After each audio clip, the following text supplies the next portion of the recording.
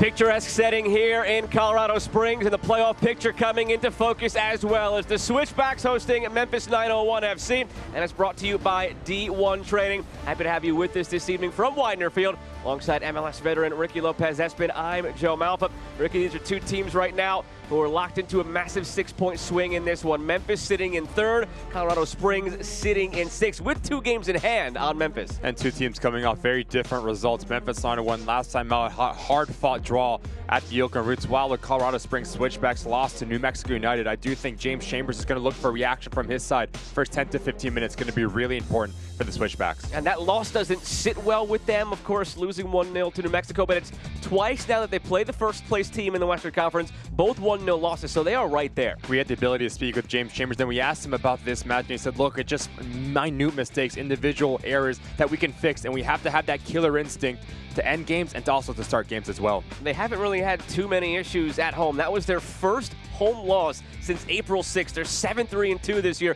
Whether it's the altitude, whether it's the fans, they're terrific at Widener. Identity. They know who they want to be on both sides of the ball. How do they feed off this hostile environment? I do not think it will be different here as they host Memphis 901. You all look at Tyreek McGee to be that provider in the midfield, brought to you by Keg One. Modelo, he's your player to watch. He's missed a lot of time this year in and out of the lineup, but when he's in there, you can see his class. Special player, can be players 1v1 or through combination play. He's going to play on the right-hand side, but left footer, so do not be surprised if you see him come century. I do think if you're James Chambers, to get him on the ball early and often, it'll be a good day for the Switchbacks. Now the Brazilian duo on the other side for Memphis 901, Bruno Lapa, Marlon Santos. Those two have been terrific in 2024. They complement each other extremely well. Marlon will stay high. He will occupy the center back in a really clever movement. But when you have a player like Bruno Lapa underneath him, he has the quality to break those lines with his passing range. I do think these two players, early and often for Steven Glass, they're going to have something to say here tonight. We're coming down the end in the home stretch of this 2024 USL Championship season. For some teams, we're already in the single-digit matches remaining. A big one here for Colorado Springs and Memphis 901. They met to a 1-1 draw earlier this summer. 3 big points on the line, and this one brought to you by D1 Training. It's Colorado Springs and Memphis 901 next on ESPN+.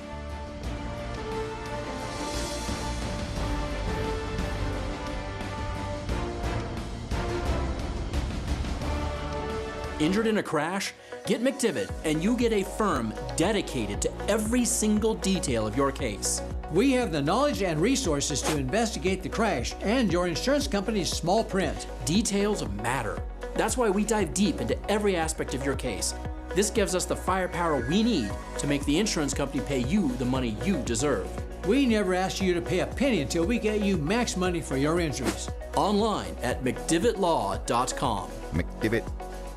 Natural gas ensures that when you need to heat things up, you can, but it can also be hazardous. That's why, in the event of a natural gas leak, you need to know the 3 S's. The first one, sound. Listen for the sound of hissing or whistling. Number 2, sight. Look for dead or discolored vegetation in an otherwise green area. And number 3, smell. It's hard to miss. Be on the lookout for a pungent odor like rotten eggs. If you notice any of these signs, leave the area immediately and call 911. For more information, go to csu.org.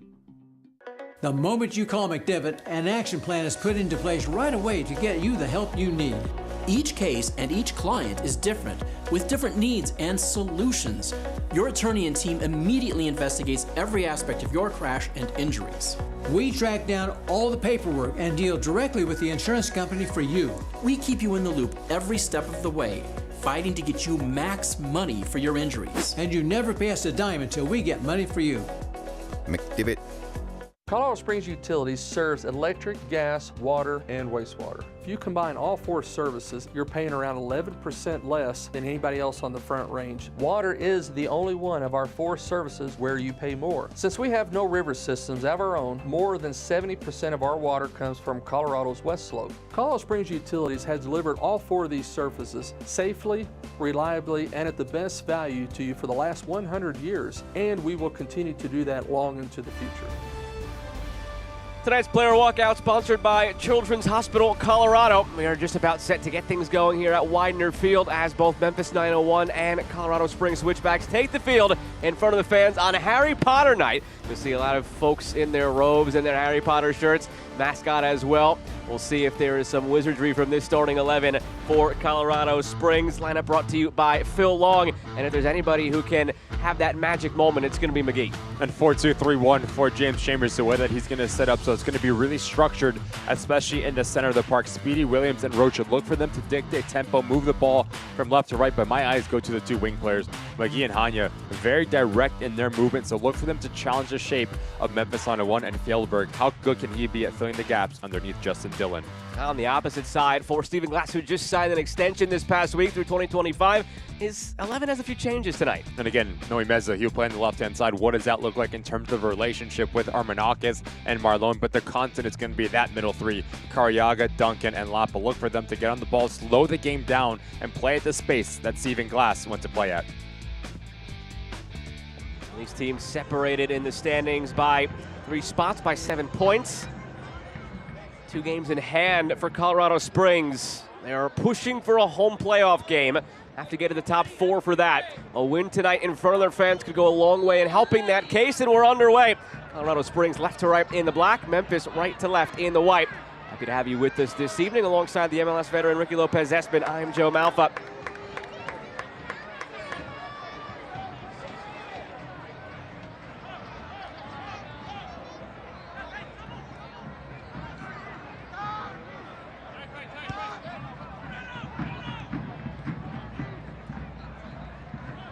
Switched out toward Hakeem Ward. He's been an anchor on that back line for Memphis all season long. Duncan pushes it ahead. Up on the same page there as Marlon. And that's not something we've said often this year. Those two have always been on the same page. First touch for Tristan Henry in goal. That was awry. He's the starter once again. Just signed on July 23rd, 6 starts, a sub-1 goals against average with 3 clean sheets. 4-time champion of the Canadian Premier League, where he was with Forge FC, 2-time Golden Glove. Derek is available on the bench as the backup. 25-year-old goalkeeper steadied the ship for Memphis for the early portion of the season. 20 starts for Derek. Now it's Henry's job, it seems.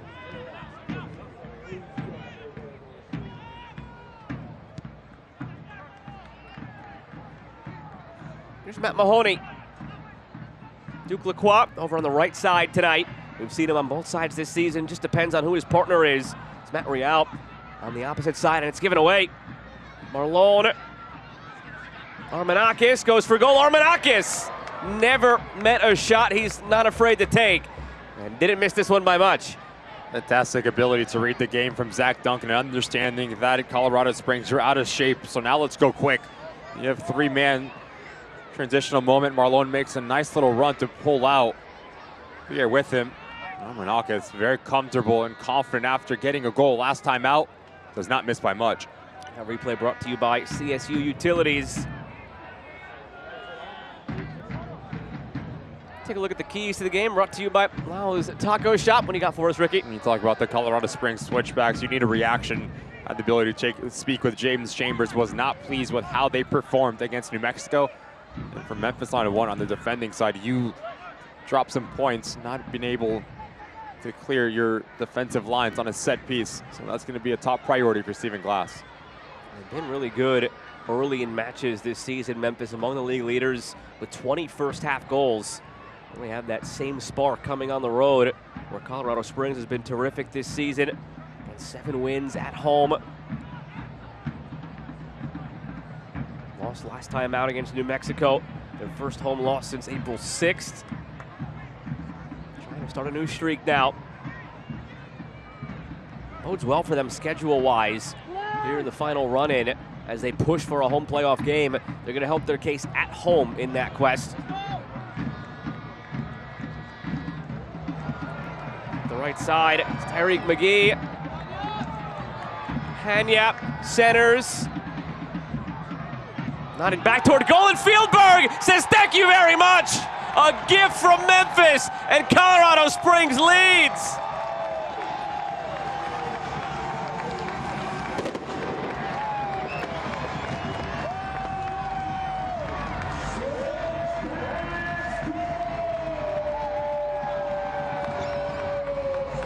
It starts with, as you have Tyreek McGee played centrally, now he has the ability to make these runs, and that's the center back, Turchi, towards the corner flag, so they're all out of shape, and if you're Hanya, you put the ball in a dangerous area, and you get rewarded.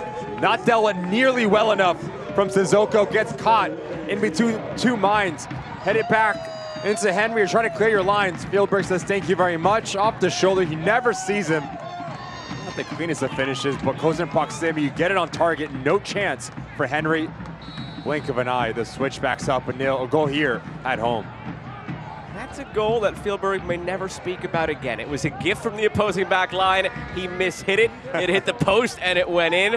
But Ricky, they all count the same in the end. Joe. He may never mention that one again, but it might be enough to get 3 points tonight when all is said and done for Colorado Springs. That goal brought to you by Century Casinos.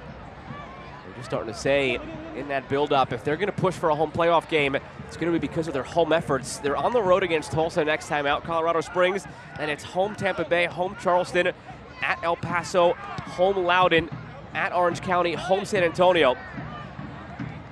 5 of their next 7 at home. Now it's Fieldberg again. Fieldberg doubles his tally. 2 minutes apart. 2-0 Colorado Springs.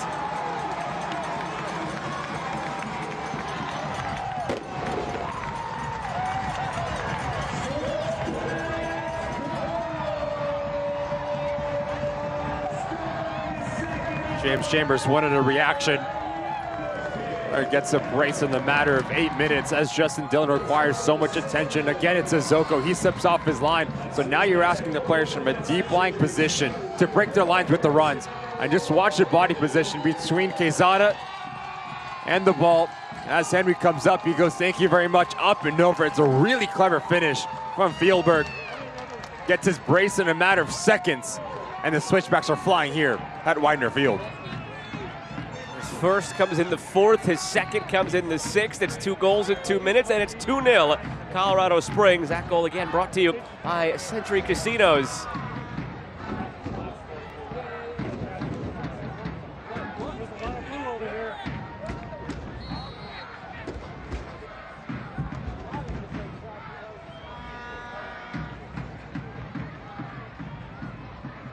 Stunned Memphis side at the moment. Just careless at the back.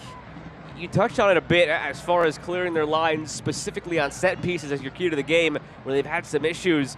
Not quite set pieces, but that same theme of just not clearing their lines properly, and it bites them twice already. And it's the lack of the rotation for Memphis 901, because that's Sissoko, number 1, as he gets pulled out towards the corner flag. Now you're asking Turchi to shift over in Quezada as well, and that's when communication needs to come into play. There's none of that whatsoever. So Fieldberg gets in, he finds it back in the net, not once, but give credit to Justin Dillon as well.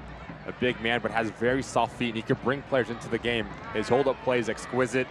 He occupies the center back, and now there's a massive gap. And that's when you're asking Quezada yet again, or Turchi, to drop in and provide coverage on Fieldberg. Justin Dillon just came in on August 8th from El Paso. Malik Foster just went out this past week to Indy. And part of the reason that Colorado Springs felt comfortable to make that move, even though Foster was their second leading goal scorer this year, is because of players like Dillon who would come in, and players like Tyreek McGee being healthy back in the mix. Now they feel that they had the players and just a logjam in a way in the attacking half. Got Ronaldo Damas on the bench even on a night like this, so plenty of talent to go around and on display early. And this front four complements each other very well. We talk about Justin Dillon, back to goal number 9. He's going to be combative. He's going to fight for every 50-50 ball. And now it's the players underneath that have to have the verticality to make those runs. So now if you are Memphis on a 1, what does the reaction look like from you? You need Zach Duncan, you need Cariaga just to get on, put their foot on the ball and take the sting out of this thing.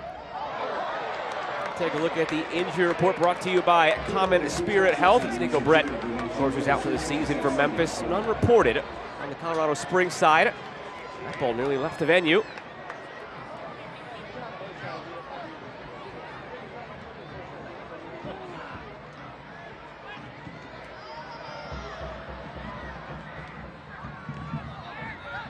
Oh, he mentioned it coming in with a look at the standings that this would be a massive 6-point swing. Colorado Springs at the moment would climb past Las Vegas. They'd be 2 points back of the Oakland Roots, 4th place, the all-important 4th place to get that home playoff game. Oakland and Colorado Springs would both have the same number of games played as well. Try and get something back here. It's Bruno Lapo, waved on by the referee. Went down 4-2 easily.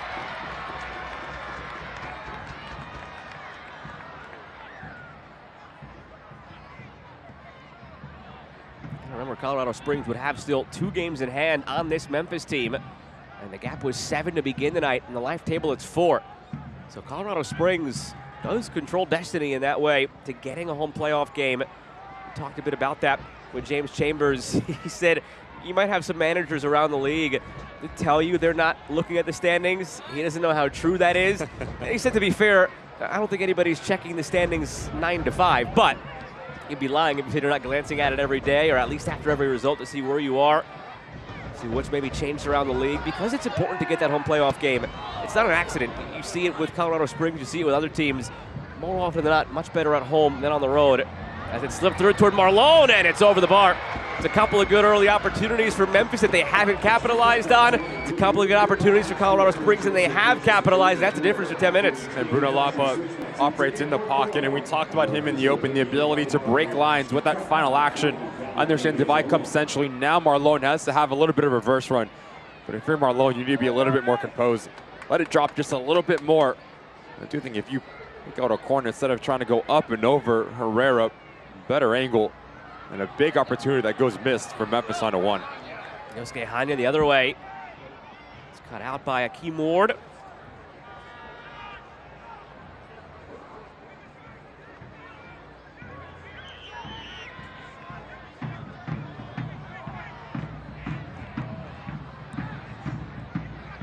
We're 11 minutes in, Joe, and both center midfielders for both sides are getting pulled out a little bit too much.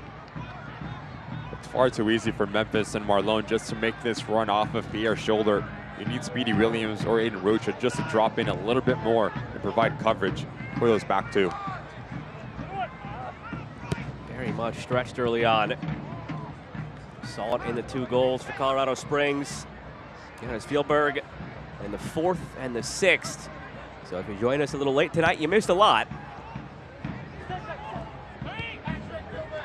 Fjellberg, is he feeling a hat trick in the first 15? Not from this angle, but he'll center it. It's Speedy Williams. That's exactly what I'm talking about. You need that double pivot to drop in. This needs to be Zach Duncan or Cariaga backtracking with Speedy Williams. Because Sissoko and Turchi, their responsibility is to deal with Justin Dillon. He makes that run. There's a massive gap. 18 yards out, just not dealt with well enough for Memphis on a 1. Giving away here, just acres of space to pick it up for Duke Lacroix.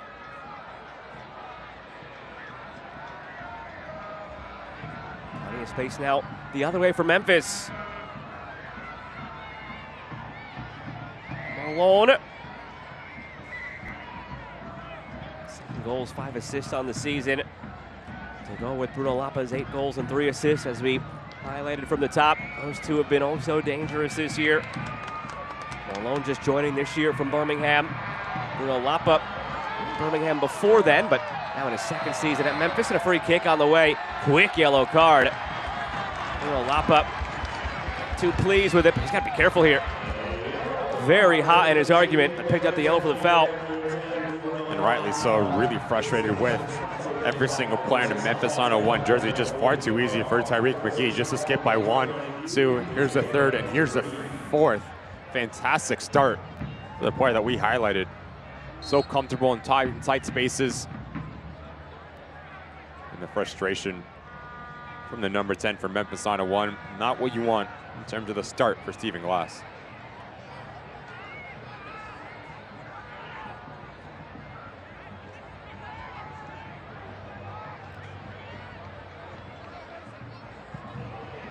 Sprayed out wide, down this left side, a long run to get there, and it's kept in. Well done by Matt Real. Now it's Fjellberg. Fjellberg had 1 goal this season coming into tonight, and he scored 2 in 6 minutes.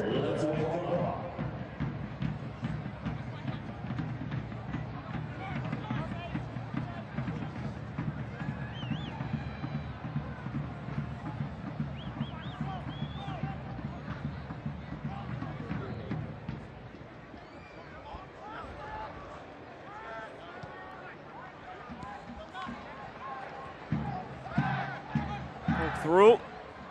Mamanakis. Rolled ahead toward Noe Meza. Flag comes up. USL Championship soccer continues on the ESPN networks in September with a Western Conference matchup of teams fighting to stay in the playoff hunt. Last season's champion Phoenix Rising host FC Tulsa. That's Friday, September 6th at 11 p.m. Eastern on ESPN2.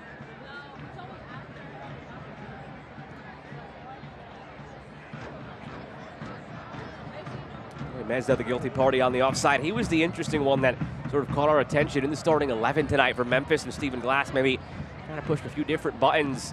He's played 18 games this year, been a regular off the bench, but only 2 of those have been starts. This is his 3rd start of the season. Noe Meza made that jump from USL League One to USL Championship this past offseason after a terrific 2 seasons with Union Omaha. 21 goals across those 2 seasons.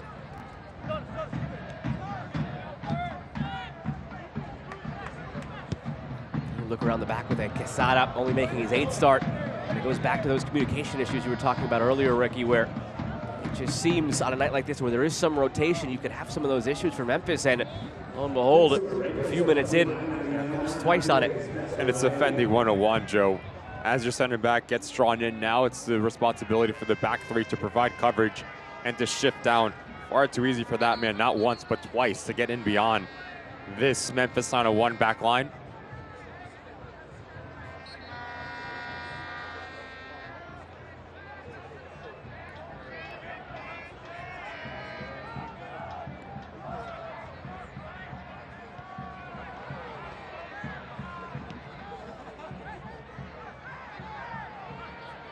Is passed off by Real and all the way back to Christian Herrera. Been the starter every match this season for Colorado Springs.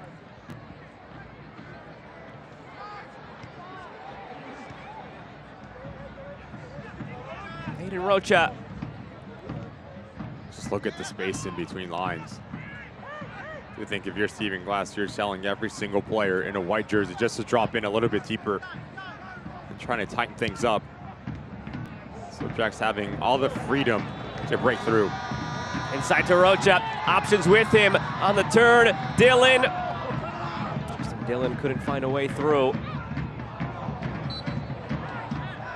Colorado Springs obviously having scored twice, the beneficiaries of all this open space, but there's been moments the other way too for Memphis. There's just so much space both ways. And if you do recover the ball, your first pass needs to be forward, much like their first action with Zach Duncan. He picks the ball off, and then with this transitional moment, problem is for Memphis, they're just not having the ability to connect and getting any sort of rhythm through the first 18 minutes here.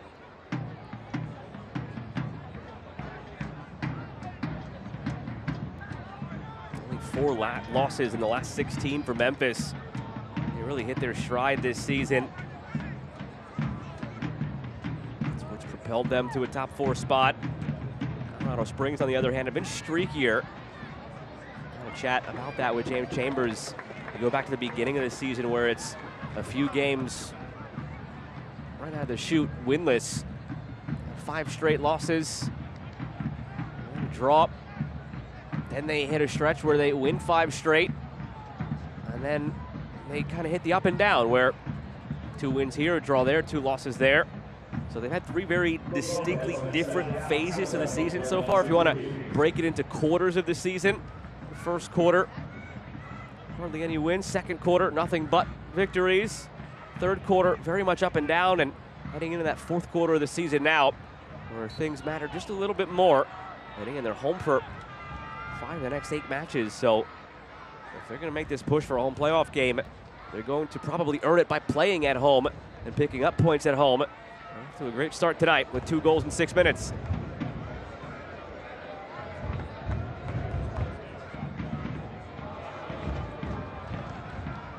Leader of the supporters group decked out in the robes. A reminder, it is Harry Potter night, so if you see robes and wands as we pan through the crowd, the mascot gets rambunctious himself. That is why. Not participating? I forgot my wand today, actually. Sorry.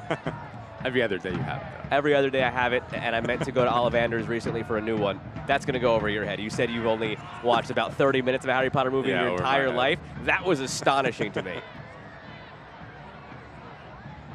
I mean, you are pushing 30. Not there yet, don't want to rush yet. But you are in that prime territory for like when Harry Potter was just running rampant, whether as a book or as a movie. It's on the pitch training, Joe. Okay, and now you're sitting next to me. So you got plenty of time to watch Harry Potter now. Now I will. After tonight, it's inspired me. All right. Yet again, just far too easy for Sissoko now to step into the middle third. It's a clever little run from Noe Mez off the shoulder of Mahoney.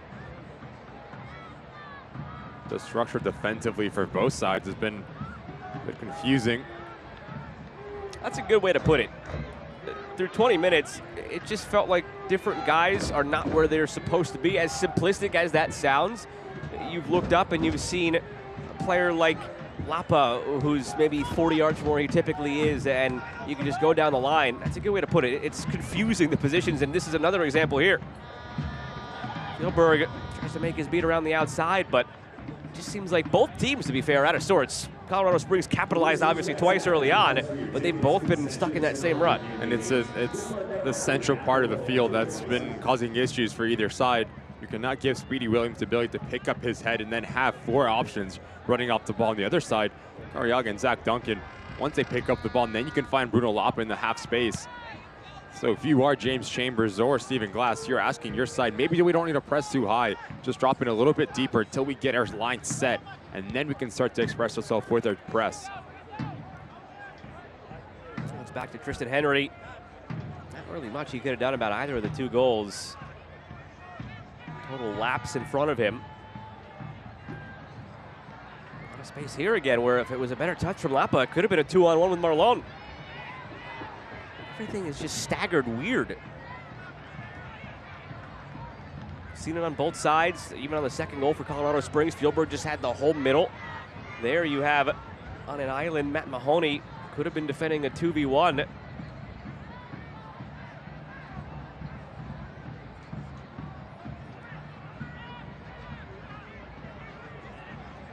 Chalk that up to just a midweek after the weekend, and they're just uncharacteristic of both of these teams. Especially with the importance of outside the table is in this Western Conference.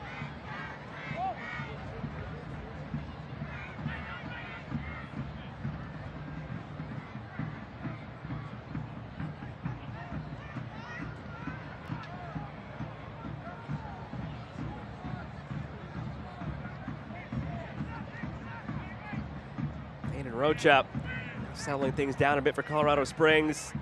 Lacroix back inside for Rocha.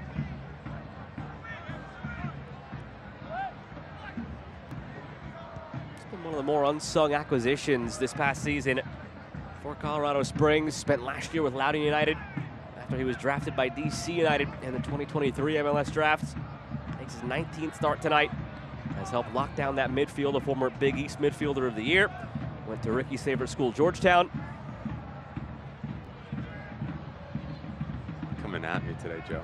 And the Creighton Blue Jay never leaves yet.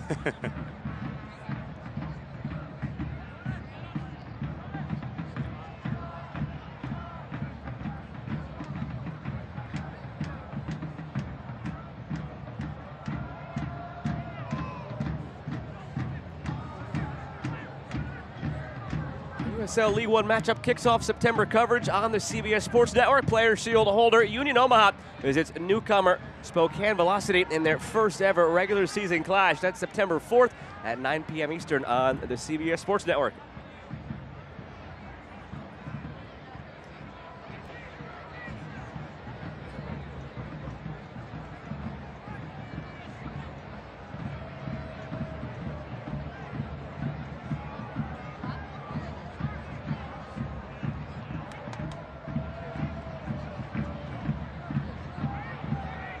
Stephen Glass, you wonder what's even going to the mind right now.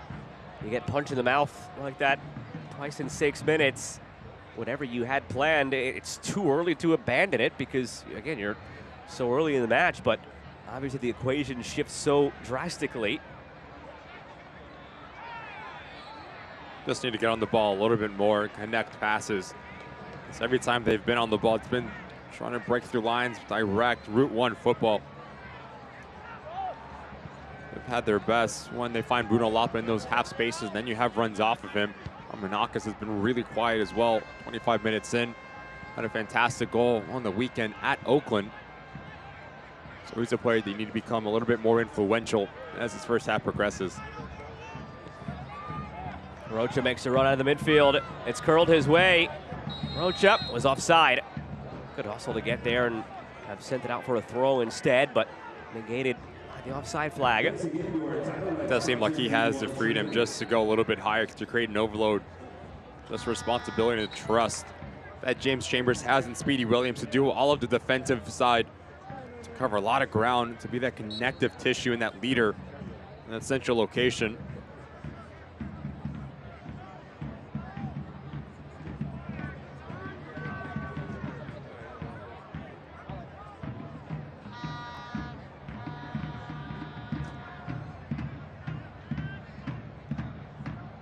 Here's Ward. Turchi.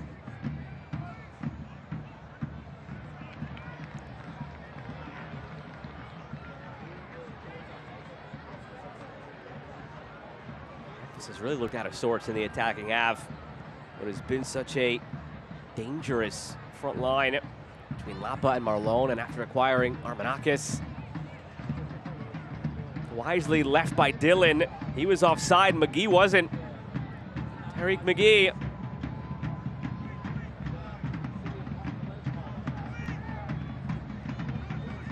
Real. Rocha. And Speedy Williams.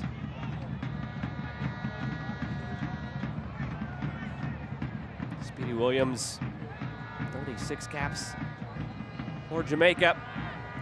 Gold Cups, World Cup qualifiers, he's done it all for his country. Such a steadying presence in the midfield, has been for so long in this league now.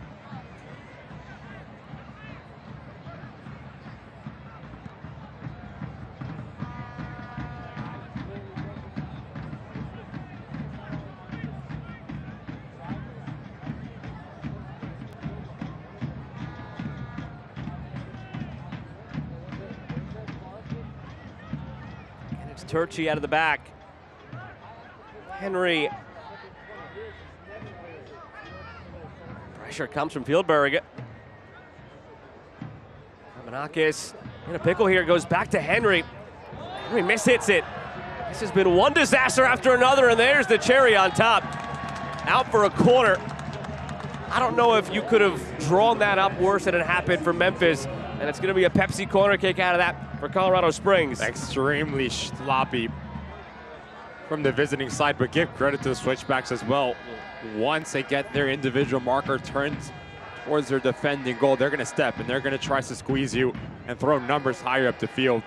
Memphis 9-1 having no answers for the high press from the Switchbacks. Corner brought to you by Pepsi. That's what I like.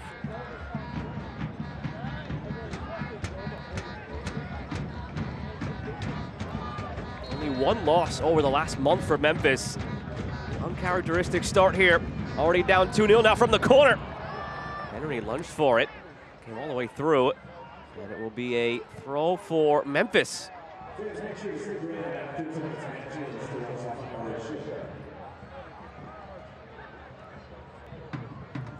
Select is the official match ball supplier of the USL Championship and many elite leagues throughout Europe. Visit us.select-sport.com for the latest Select product specials and more. Select, the player's choice.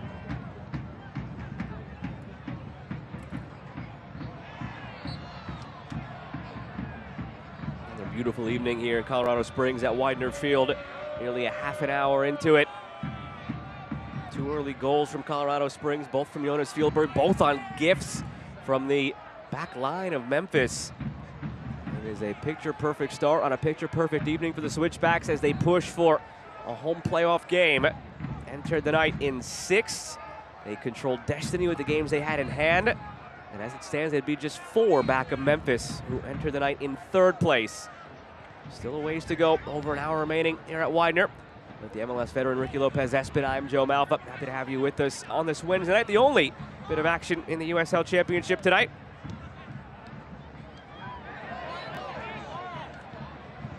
No foul called by our referee Trevor Wiseman. been letting them play early on both ways. Speedy Williams directing the traffic. Mahoney drives ahead. Those are the moments that if you are Panos Armanakis, you have to have the ability to receive this ball with your hips open so you can play a bit forward. As you continue to play negative, now the Switchbacks have the ability to recover the ball and regain some real estate higher up the field. Another giveaway the other way. Just back and forth with sloppy giveaways. Memphis hasn't capitalized though. And now they'll have a free kick. Yosuke Hanya with the foul and picks up the yellow card. Caution sponsored by Diversis Health, Mental Health, and Well-Being for all. Remember to take a moment to breathe. Then a two-man game between Marlon and Bruno Lapa. 2 versus 4. Why not go on yourself, Marlon? Use the contact, goes down really clever from the Brazilian. Anya gets into the book.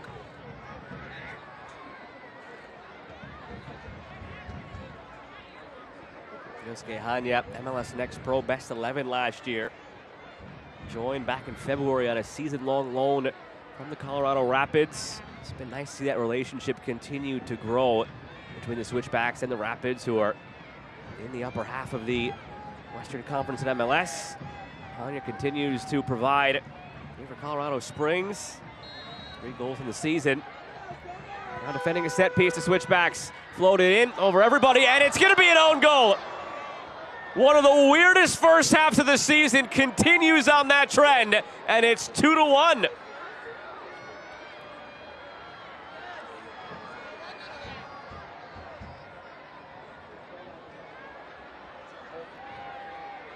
Bit of a hopeful ball from Noe Meza. There's only one person for the Memphis 901 player as Marlon draws a contact from Hanya. A lot of air underneath it, just no one makes a play on it. No initiative. Mahoney's shoulder whatsoever. Real mistimes it. Mahoney, I think, sees it a little bit late. Comes off his backside shoulder area.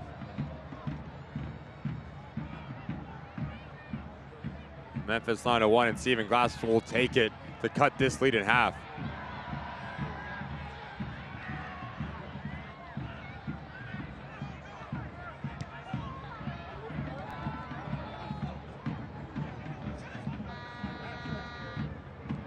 Philberg looking for Dylan. Henry has it tracked. We've talked about it, Ricky, that it's not like Colorado Springs with a 2-0 lead has been bossing Memphis off the field. It's been incredibly peculiar and sloppy and uncharacteristic of both these teams both ways. Colorado Springs just happened to capitalize on 2 dastardly mistakes early on from Memphis, but by no means was this a 2-0 game. By no means is it really a 2-1 game right now. To be fair, it probably should be a 0-0 game. Yet here we are at 2-1. We both looked at himself and asked, what's going on? A bit of a head scratcher through 33 minutes here.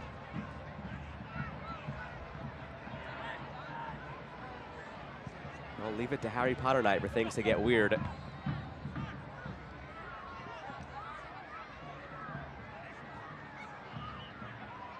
Noe Meza. Hakeem Ward bends it back post, and it's well off target. Offside flag came up. Take it back to that own goal. Best look that we have of it right here. It's, again, for lack of a better way to put it, just peculiar. It's weird. Watch it come off of Mahoney's shoulder right there. Just, it's not how you draw it up. I think he just sees it late right now. Let's see the confusion on every single player in a Switchbacks jersey, as well as the Memphis 901 players as well. And what happened, we'll take it as we cut the lead in half in the 34th minute here. He gets his head properly on that one. I guess that one cancels out the opening goal for Colorado Springs. That was just headed back blindly by Sissoko and put home by Philberg.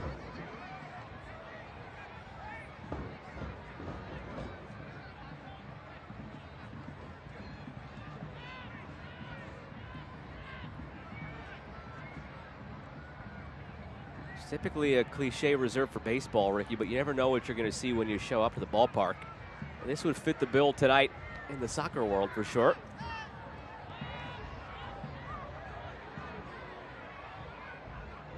Mahoney turns upfield.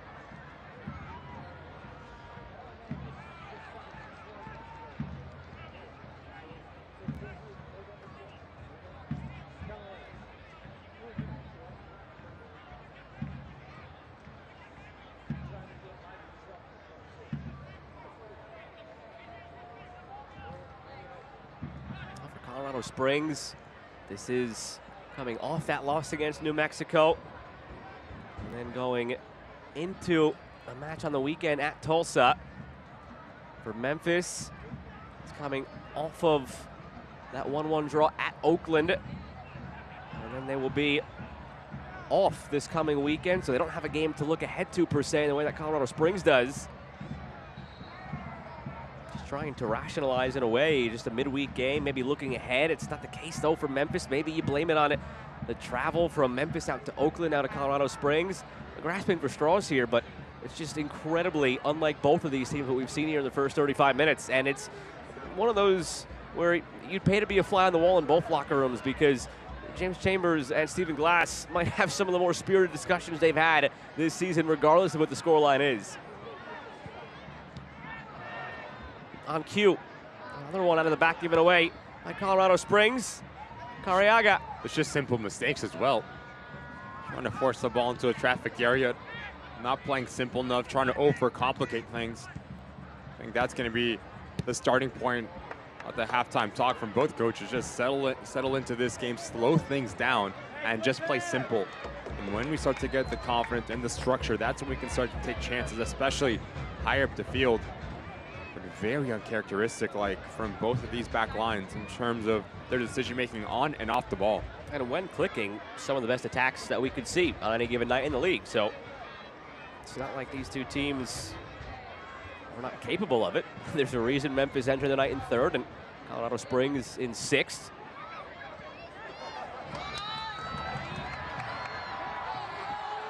Contact to the midfield here. Yellow card comes out of the pocket for Carriaga. That's two now on the Memphis side, Carriaga and Lapa. As Yosuke Hanya with the yellow for Colorado Springs, and Carriaga just got that universal sign to be smart from the referee, and a tongue lashing from his teammate in Marlone. He just threw the ball away after picking up that yellow. If he would have gotten Trevor Wiseman maybe in a worse mood, he'd be off right now. And it starts with McGee yet again. It's that first little jab at the ball that takes off. McGee's right leg, right there. That is a foul. Did not have a transitional moment. And through the backside, like you said, Joe, he needs to be very careful, Carriaga. You have two players in the central locations for Memphis on a one on bookings. Your Stephen Glass discipline as well. It's going to be an important talking point.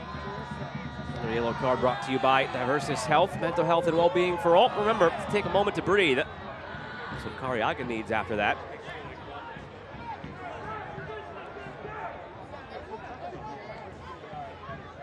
Bright acquisition this year for Memphis, coming in from Lanús on loan, the Argentinian side. Carriaga, the 22-year-old, had 20 appearances in Argentina before this loan. It's been a mainstay for Memphis. Here they go. They have the numbers. Armanakis hustling ahead. It's Akeem Ward. Looking centrally, Akeem Ward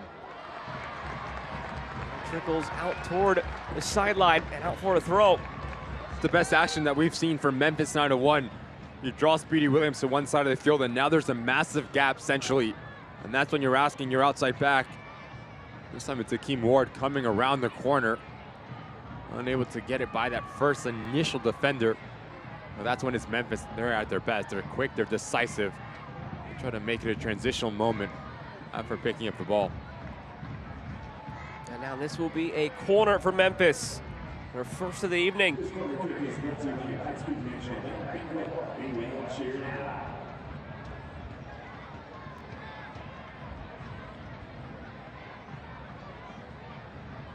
Armanakis stands over it. Between Memphis and Phoenix, 3 goals and 2 assists this season. 4 goals and 6 assists last season in Phoenix's title-winning season. From the corner, it's glanced on by Sissoko. Kept in by Lapa, floated back centrally. Edge of the area now, some contact there, and it's coming out this way. He's gone. It's on Carriaga, he's gone. Wasn't sure if it was gonna be for Cariaga on the contact, or if it was for Fieldberg for standing over him. Well, you're right, Ricky, it's for Cariaga. And just continue to check spots off your bingo card in this first half. Continues to get stranger. The goals we've seen, now a double yellow. We know that Cariaga is off. Bruno Lapa was also on a yellow. I believe Akeem Ward picked up a yellow in this as well. A lot to sort out.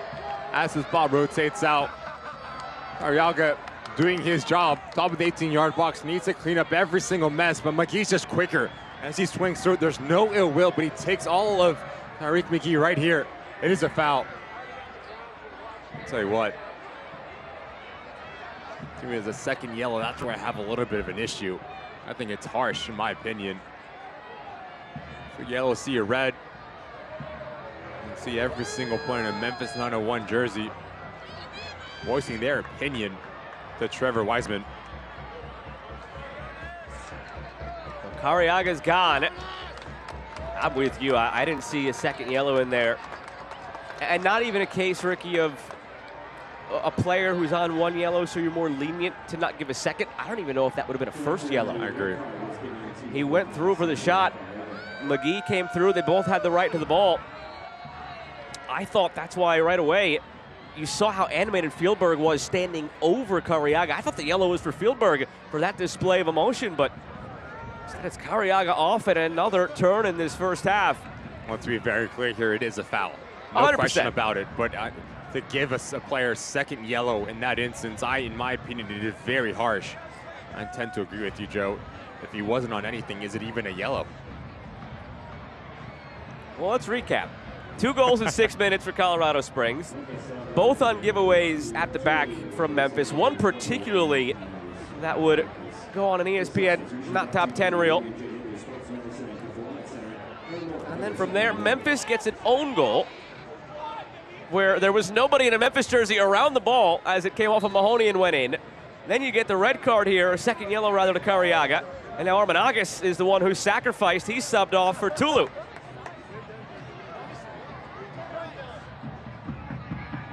You got all that?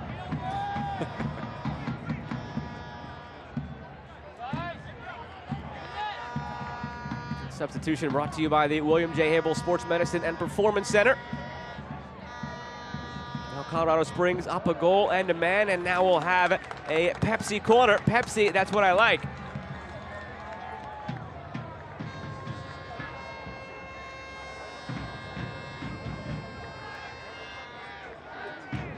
Armanakis did not look happy as he came off the field. I think in that decision, if you're Stephen Glass, you're looking at versatility, who can play different positions on both sides of the ball. Knowing Mez is probably the smarter of the decision to keep on the field because he gives you responsibility on the back end of it, can play centrally as well. Corner curled in, headed back across by Mahoney. Still loose in front, a lot of contact there. Blasted back in by Fieldberg and blocked, and now the referee will stop it for a potential head injury here as Delence Pierre is down.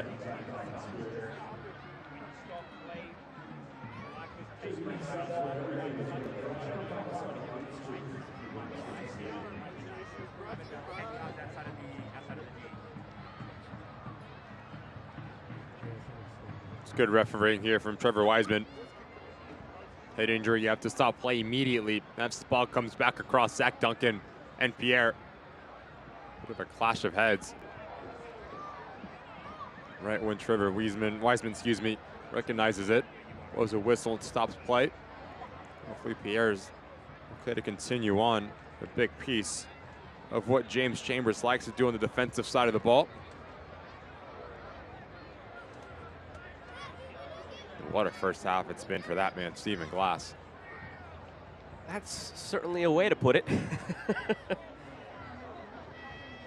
As you bring in Tulu now, Turchi's going to step up a little bit higher and afford a little bit of coverage. Him and Zach Duncan will be your double pivot.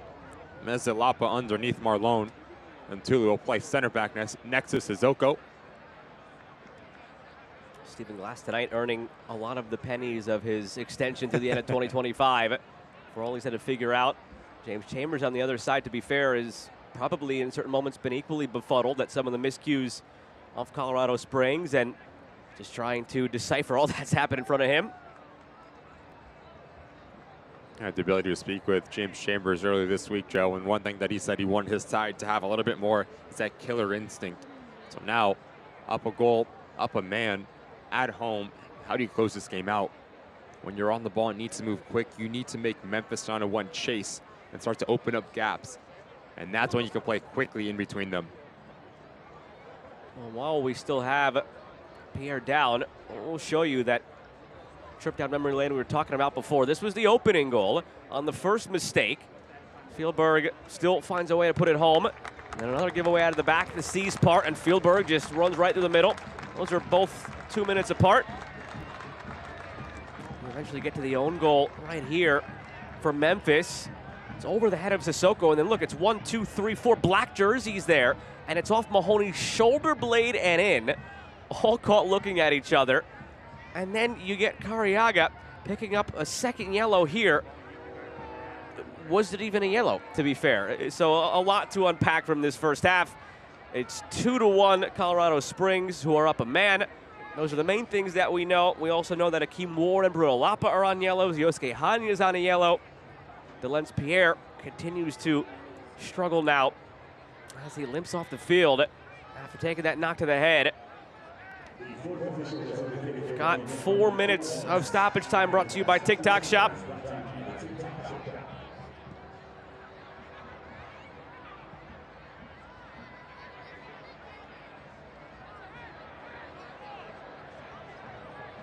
Colorado Springs, 2 shots on target, both in the first 6 minutes, both goals.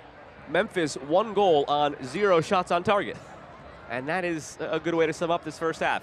And that is Harry Potter not for you.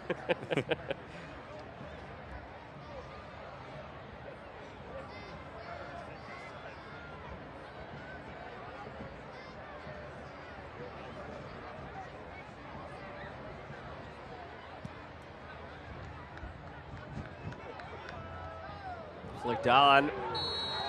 And a free kick coming for Colorado Springs. Free kick opportunity brought to you by Underline, delivering gigabit fiber internet. Underline.com/COS.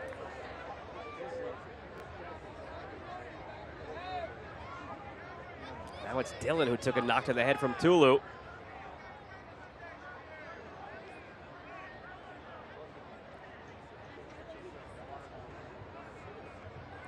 Still concerned about Delence Pierre from the knock to the head moments ago. Dylan, though, will get to his feet here. There is Delence Pierre chatting it up with his coaching staff. The good thing is you're right up against halftime here, so you've got 2 minutes to get through if you got to play down a man, plus halftime to properly evaluate. And this way you could avoid wasting a substitution window if you need, although it would potentially be just a concussion sub, and you don't waste a sub at all.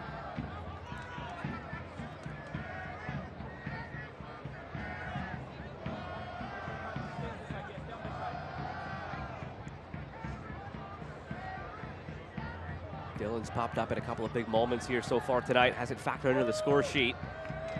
2 goals for Fieldberg and an assist for Tyreek McGee. Wait for the referee. Referee, wait for him. And now time for the free kick. Brought to you by Underline once again. Aiden Rocha stands over it.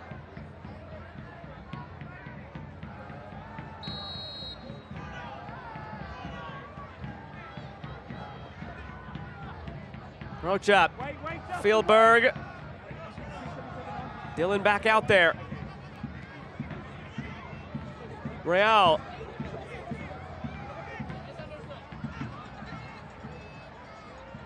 Attacking third free kick, ends up all the way back to Christian Herrera.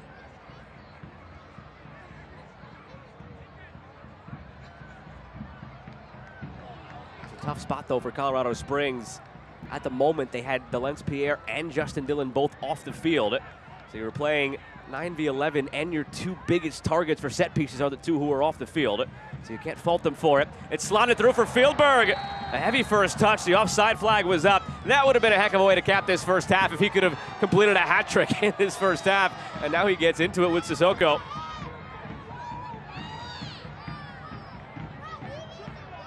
Best player in the field has been McGee, picking up the spaces in between lines as Speedy Williams picks up his first touch is everything here. Gives him the ability to open up his hips, and now the second touch, a bit too slow to pass into Fieldberg. Nearly onside. Those are the types of actions that you need to see a little bit more if you are James Chambers. 1-2 passes in between lines and have a lot of options running up the shoulders of Memphis 901. Beyond the 4 minutes, but we've had a couple of stoppages within stoppage time. So maybe one more effort forward here for Memphis. Meza standing over it.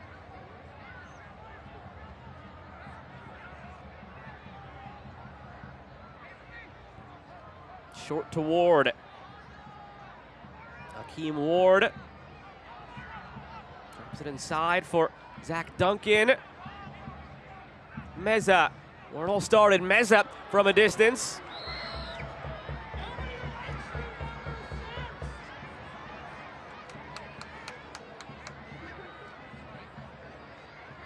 So 5 minutes into stoppage time now. Looks like that will do it for this first half. Colorado Springs leading 2-1 and up a man. Where to start, Joe? I think if you're James Chambers, you're asking your side to get that third goal. But the way that you do it, your ball's going to move quick, a lot of options, and putting more pressure on Memphis 901. And Stephen Glass, I do think you're looking at defensively, you need to be compact and try to claw yourself back into this game, whether it is set pieces or slow it down. This is a look at the live standings right now. Remember, coming in, Colorado Springs were in 6th. They would leapfrog on tiebreaker Las Vegas into 5th. More importantly, they'd be 2 points behind Oakland for that home playoff game and 4 behind Memphis, and they have 2 games in hand on their opponent tonight, leading Memphis 2-1 and up a man. Ricky, that was certainly a half of football that had basically everything you could have imagined and then some. And it's Colorado Springs who leads 2-1 at the break. Halftime score brought to you by D1 Training. 45 down here at Widener Field. Switchbacks leading Memphis 2-1.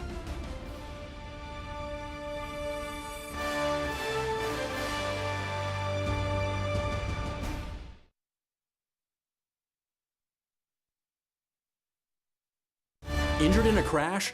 Get McDivitt and you get a firm dedicated to every single detail of your case. We have the knowledge and resources to investigate the crash and your insurance company's small print. Details matter.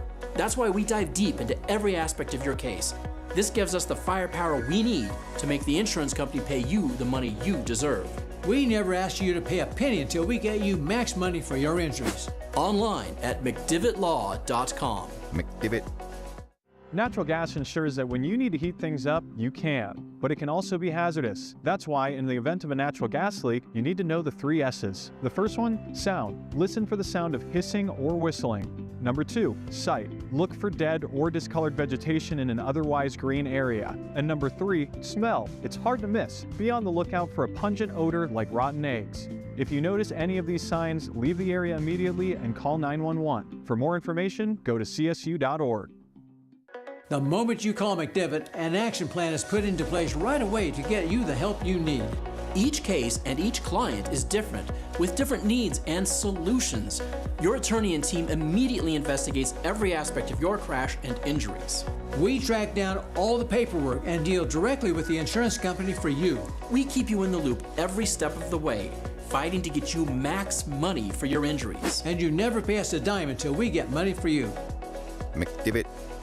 Colorado Springs Utilities serves electric, gas, water, and wastewater. If you combine all 4 services, you're paying around 11% less than anybody else on the Front Range. Water is the only one of our 4 services where you pay more. Since we have no river systems of our own, more than 70% of our water comes from Colorado's West Slope. Colorado Springs Utilities has delivered all 4 of these services safely, reliably, and at the best value to you for the last 100 years, and we will continue to do that long into the future. At the break, it is a 2-1 lead for Colorado Springs over Memphis 901. Halftime score brought to you by D1 Training. And tonight's honorary healthcare professional of the match is Nicole Burnt. She is the assistant nurse manager in the emergency department at St. Francis. Thank you all for everything you've done to help our community. The healthcare professional of the match is sponsored by Olson Plumbing and Heating. Hey, Switchbacks fans. Garrett DeLong here. I'm your season ticket member, development specialist. 2025 early bird season tickets are live now. If you want to get the best deals and the best seats, give us a call, 719-368-8480. Don't want you to miss out on these clucking great deals. Go Switchbacks. Is it somebody's birthday? Dad, come watch us hit this ugly piñata. Dad! When Hornets show up, so do we. Terminix it. This is the beginning. This is a first practice, a first video session, a first pregame talk. This is a first ticket, a first scarf raise, a first kickoff.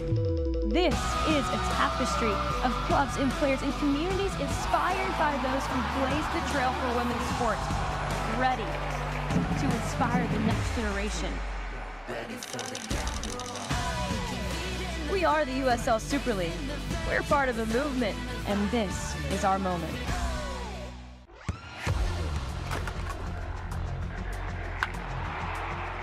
We all have goals. But let's be honest. Most of us aren't going to be professional athletes.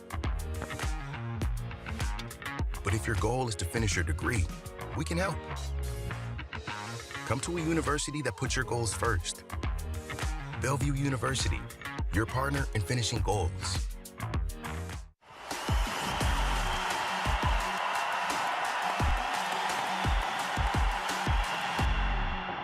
The numbers are brilliant here for Phoenix. Can they find their second right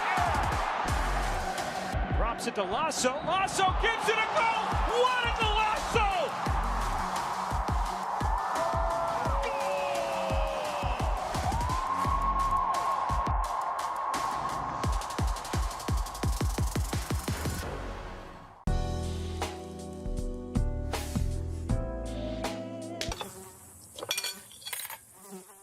When mosquitoes show up, so do we. Terminix it. Injured in a crash? Get McDivitt, and you get a firm dedicated to every single detail of your case. We have the knowledge and resources to investigate the crash and your insurance company's small print. Details matter. That's why we dive deep into every aspect of your case. This gives us the firepower we need to make the insurance company pay you the money you deserve. We never ask you to pay a penny until we get you max money for your injuries. Online at mcdivittlaw.com. McDivitt. Well, we need to continue to towel off after that first 45 minutes that we still had a little bit of everything. It's Colorado Springs up 2-1 and up a man. Halftime score brought to you by D1 Training. Take a look around USL Championship with some news and notes. This is going to be it for August, by the way. We are coming up on September this weekend, and Nick Marcanic has been outstanding this season. Unreal. I mean, what he's been able to do here so early on, one goal away from tying 25, which is the league record the single season. Nick Marcanic has been flying in the Charleston Battery as well for Ben Bierman. They've been fantastic. And in the 11, they fell 2-0 to MLS side Sporting Kansas City yesterday night in the Open Cup. Open Cup second semifinal tonight at 10:30 p.m. Eastern. Seattle and LAFC. And Bob Lilly, 400 wins, what he's been able to do over his career. Fantastic stuff. Congratulations to Bob Lilly. There were also plenty of moments last week that you need to see again. Goals, saves, let's see the best of them.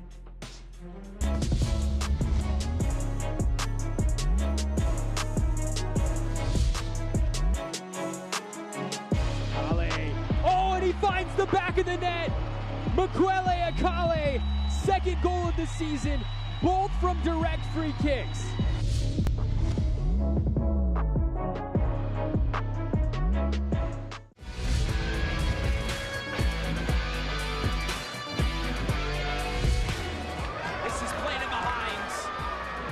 Ryan Flood. Flood saves.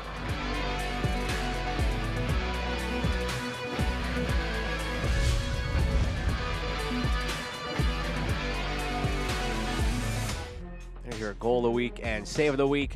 You get the man up top, and Nick Marcanic now leading the team of the week. That should come as no surprise, but a couple other faces. Momo Jang for Hartford, he's really come on strong for Athletic. It's a brace against Lou City. Brendan Brick extremely high on Jang and what his ceiling looks like. You know, another Hartford Athletic player, Samadia, fantastic result for them.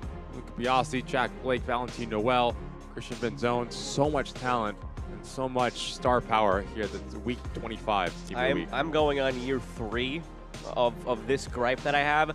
Hopefully, year 3 is the last year that I have to have it. We need an East and West team of the week. We need an East and West team of the week. Please give it to us next year. It would be very nice. I'm asking you nicely, please. Nick Markanek, he's been on a lot of these teams of the week. Maybe you're going to see Jonas Fjellberg in the upcoming team of the week. He had 2 goals in this first half. We've got another half of action coming your way from Widener Field, where it's 2-1 Colorado Springs, and they're up a man as we're set to begin half number 2. Injured in a crash? Get McDivitt and you get a firm dedicated to every single detail of your case. We have the knowledge and resources to investigate the crash and your insurance company's small print. Details matter. That's why we dive deep into every aspect of your case. This gives us the firepower we need to make the insurance company pay you the money you deserve. We never ask you to pay a penny until we get you max money for your injuries. Online at McDivittLaw.com. McDivitt. Natural gas ensures that when you need to heat things up, you can, but it can also be hazardous. That's why, in the event of a natural gas leak, you need to know the 3 S's. The first one, sound. Listen for the sound of hissing or whistling. Number 2, sight. Look for dead or discolored vegetation in an otherwise green area. And number 3, smell. It's hard to miss. Be on the lookout for a pungent odor like rotten eggs. If you notice any of these signs, leave the area immediately and call 911. For more information, go to csu.org. The moment you call McDivitt, an action plan is put into place right away to get you the help you need. Each case and each client is different, with different needs and solutions. Your attorney and team immediately investigates every aspect of your crash and injuries. We track down all the paperwork and deal directly with the insurance company for you. We keep you in the loop every step of the way, fighting to get you max money for your injuries. And you never pay us a dime until we get money for you. McDivitt. Colorado Springs Utilities serves electric, gas, water, and wastewater. If you combine all 4 services, you're paying around 11% less than anybody else on the Front Range. Water is the only one of our 4 services where you pay more. Since we have no river systems of our own, more than 70% of our water comes from Colorado's West Slope. Colorado Springs Utilities has delivered all 4 of these services safely, reliably, and at the best value to you for the last 100 years, and we will continue to do that long into the future. Ready to begin half number 2 here on Harry Potter Night at Widener Field with the Switchbacks leading 2-1 over Memphis 901. A look now at the first half highlights brought to you by Broadmoor Cryotherapy. And we waste no time diving in. It was 4 minutes before Fjellberg got on the board. And it starts with the movement of McGee as he starts centrally. Now he pulls out Turchi, which is one of the 2 center backs for Memphis on a 1. A little bit of a dancing, but now the shape is all out of whack for Memphis on a 1. Sissoko gets caught in 2 lines. I'm going to head it back to Henry. We're going to try to clear my lines. Fjellberg undercuts him, says thank you very much. Does not need to hit it hard. Just get it on target. You get your first in the evening. It was his 2nd of the season. Came in the night with 1. He'll leave the night with at least 3 because 2 minutes later, the C's part right up the middle, and it's played in by McGee to make it 2. I give credit to Justin Dillon. Notice how he holds this ball up, and now Sissoko's with him again. Now you're asking for secondary movement, and it's Fjellberg. Every single player in a Memphis on a 1 jersey gets caught ball watching. McGee, fantastic weight, just gets there right before Henry. Between him and Quezada, gets his brace in a matter of minutes. Fantastic start for the Switchbacks. No Ronaldo Damas, the leading scorer in the starting 11 tonight for Colorado Springs. No problem. Fjellberg gets 2 in 6 minutes, and then this happened. Been awkward. Just knowing Mezza puts the ball in. Only 1 player from Memphis, and no one taking the initiative for the Switchbacks to clear the lines. Mahoney off his shoulder, neck area, whatever it may be, ball ends up in the back of net. You just look at the confusion for every single player from the home side. Well, then we had a red card put in there as well, going against Memphis and Samuel Cariaga. It was his 2nd yellow. Stats brought to you by Broadmoor Cryotherapy. It's 2-1. There's been 2 shots on target for Colorado Springs. They scored both. You'll notice no shots on target for Memphis, so they have a goal. You've got a red card in there. It was a lot, Ricky. It was a lot in those first 45 minutes. A ton. A ton in that 45 minutes, but yet you turn the page. You have 45 minutes to make things right if you are Memphis on a 1. I do think it starts with your defensive structure. make everything tight, make this switchback side go around you, not through you, and find any sort of attacking magic going high up the field. I do think set pieces are going to be a big part for Stephen Glass. Ready to begin now in half number 2 as the lights dance at Widener Field. It's Colorado Springs from right to left in the black, Memphis from left to right in the white. I don't believe this second half can really properly follow the first act of that first half, but it's going to try. It's going to try. Let's see if there are this many fireworks in the course of the action of this second half. One of the best home field environments in all of USL Championship. They embrace the altitude. They embrace their home field here in Colorado Springs. That's why the Switchbacks, prior to last weekend against New Mexico, hadn't lost at home since the first week of April. Trying to get right back to their home winning ways, all leading up to, in their eyes, what is hopefully a home playoff game if they can get into the top 4.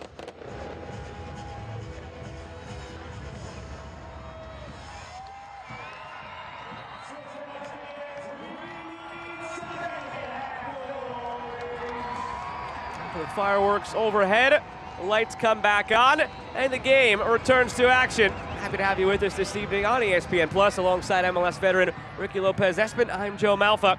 A 2-1 lead for Colorado Springs, and they're up a man as well.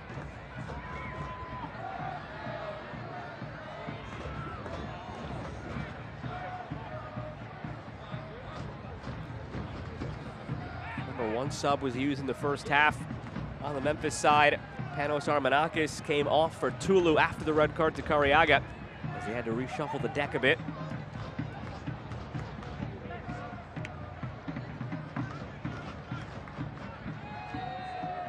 Rocha sends it long, brought down by Hanya, trying to fight his way back through the ball.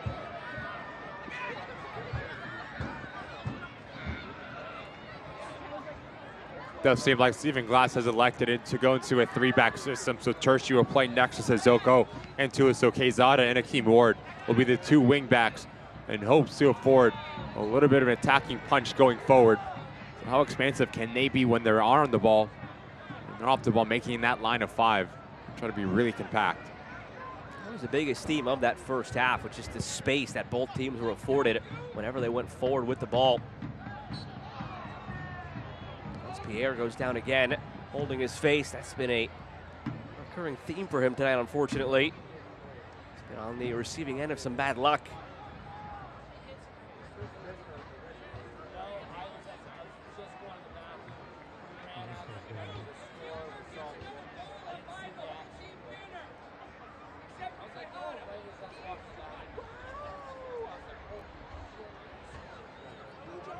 Pierre did not need the staff to come out this time. Gets back to his feet. Looks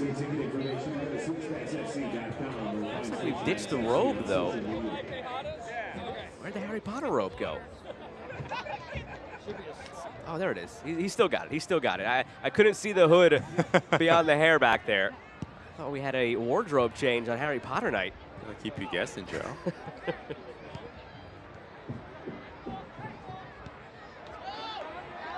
Hanya running inside. Hanya goes down, waved off by the referee, Trevor Wiseman.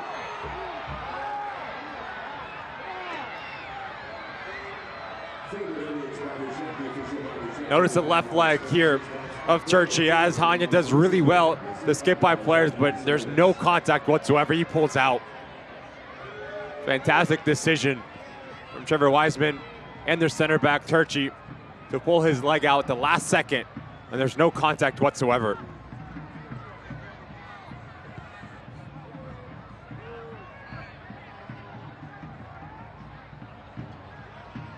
Space opening up here for Quesada. Plays it in behind. Marlon able to win a corner. He needs to be really good in this second 45 minutes, Marlon does. He's going to be on an island for the majority of it, so how good can he be at holding up the play?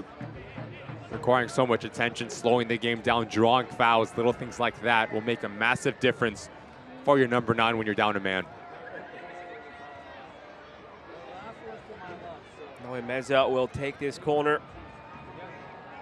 He had the delivery on the own goal that made it 2-1.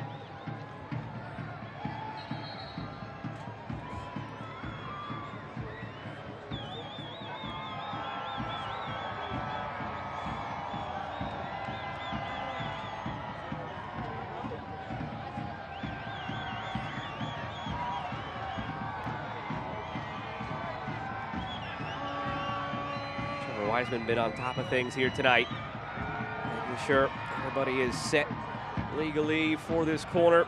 Pushing and shoving going on still. Some verbal jabs being sent back and forth. Play being held up. He's going to come in for a secondary chat now.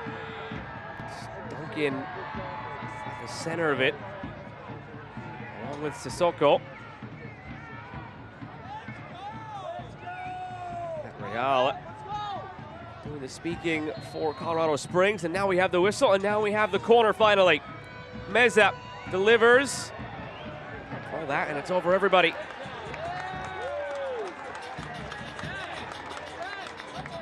Yeah, I did notice before, Ricky, when we had a look at the mascot Ziggy, the robes he was wearing did not have a logo on it. I wonder if he's not yet been stored into his house. And again, this all means nothing to you because you just learned basically what Harry Potter is in the last half hour, but no logo there. Gryffindor. Okay, good Google search. Good Google search. You actually did pronounce it right, so good for you. What house are you in? It's been a little while since I've taken that quiz, but back in the day, I was Slytherin. No, that's you. I was a Ravenclaw. I would bet that you're a Slytherin.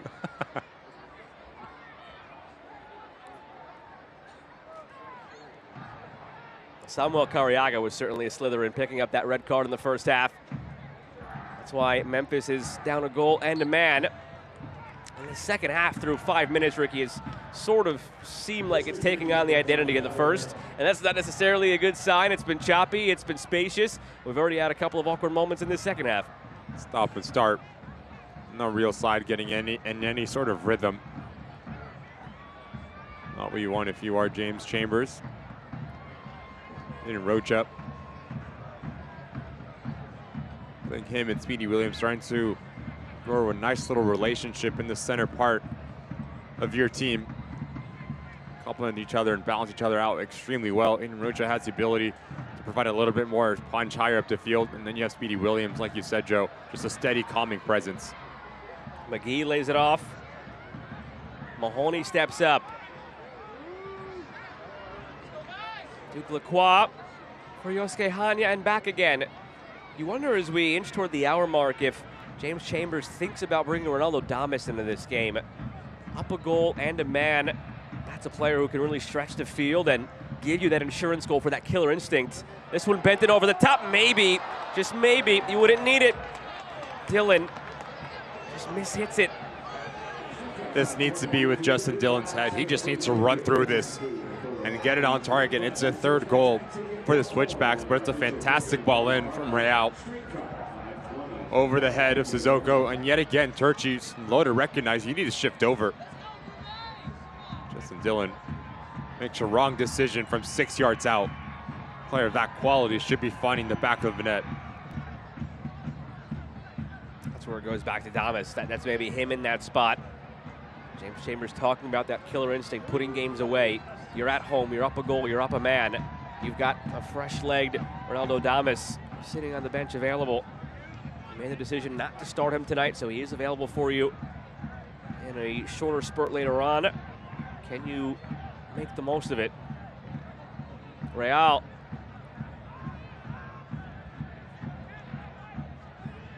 Been really impressed with McGee as well, especially in this early part of that first half. The movements he's made, making those darting runs, pulling players away with him, but also the ability to beat players 1v1. So quick and so slippery as an attacking presence.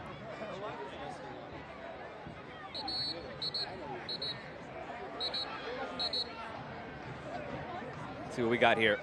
Oh, see, we got a Gryffindor there. Yeah, we need to get Ziggy new robes. Either that or get the sorting hat on him and we could figure it out. Harry Potter night at Widener Field, and another free kick coming for the Switchbacks.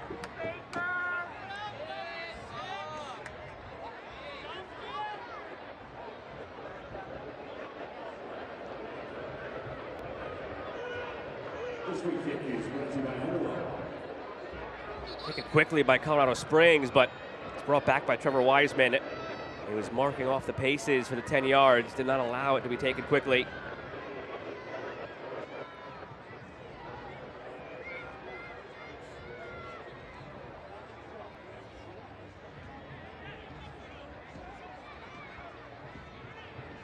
Free kick brought to you by Underline, delivering gigabit fiber internet. Underline.com/COS. Speedy Williams stands over it. Unable to get it past the first line of defense. He just pops it into the air. Lacroix has to head it back, and it's no problem for Herrera. The way this game has gone, because of the man advantage, you get the sense, Ricky, that if Memphis is going to tie it, it's going to come out of a mistake from Colorado Springs. Can you avoid it? Can you avoid doing that harm to yourself here in this playoff race? Just haven't seen confident on the ball for both sides whatsoever.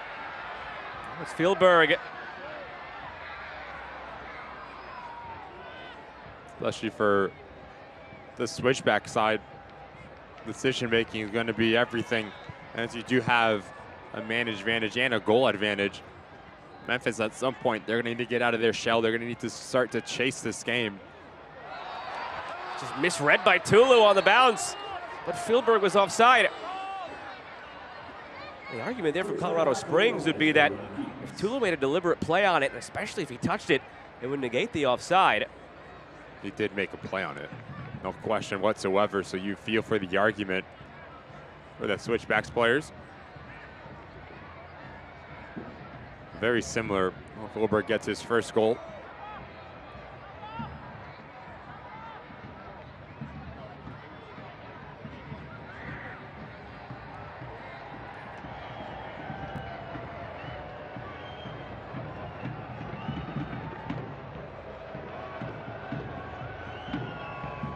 Live table sees Colorado Springs up to 5th and be 2 points back of Oakland. Having played the same number of games at 25. They'd have 2 games in hand on Memphis. This is match number 27 for Memphis. We've got 7 to go after tonight. Colorado Springs with 9 to go. Nice move from Quesada. Covered by Duncan. Turchi floats it through. Bruno Lapa looking over his shoulder to the end line, wins a throw.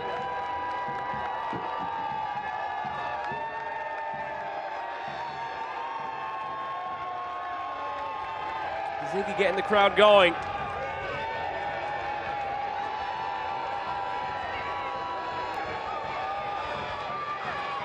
And now it's Duncan down from Memphis. Glancing over at the bench, you wonder if his night is done. Went down on his own. Knight Pickering getting ready. This one, though, is going to be Leston Paul replacing Zach Duncan. Just a bad for worse for Stephen Glass. Zach Duncan, the engine of this side, comes off limping the right leg. It seems like he's favoring. Leston Paul, experienced player. So look for leadership, much like Speedy Williams for their respective side. Trying to slow the game down, already organizing. That's what you would expect from a player of the experience of Leston Paul. Gets the captain's armband handed his way as well. 17th appearance of the season, only 6 starts for Leston Paul this year. Getting up there in age now, 34-year-old. 30 caps for Trinidad and Tobago. He's taking more of a backseat this year for Memphis. That engine room in the midfield for Memphis, Cariaga and Duncan. Cariaga sent off with a red, Duncan off with injury. And that drastically changes things in the approach for Memphis. Now you can expect Meza, Bruno Lapa to play a little bit more connected underneath Marlon, just to supply a little bit of support centrally.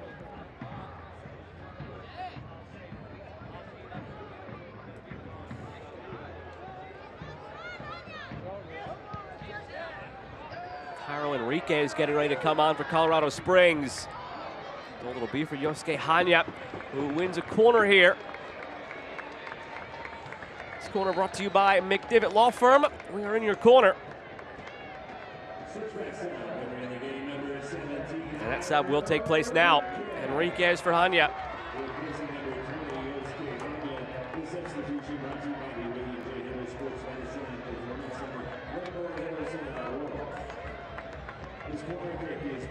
Substitution brought to you by the William J. Hibble Sports Medicine and Performance Center as Hanya departs.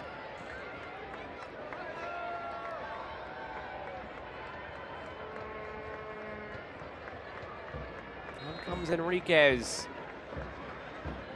Salvador International. Corner curled in. A lot of traffic in front of Henry. He got a touch to it.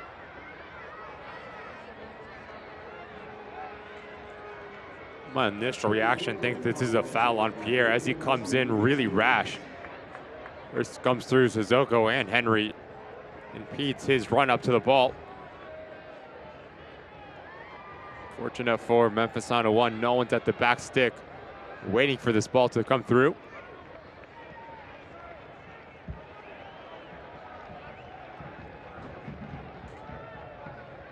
Not easy for Marlon. I'd expect maybe we see Steven Glass dip into his bench. Dylan Borzak and Vaquero as well. Two players that would afford you a little bit more of a focal point to play into. Vaquero came in initially on a 25-day contract and has just stuck around.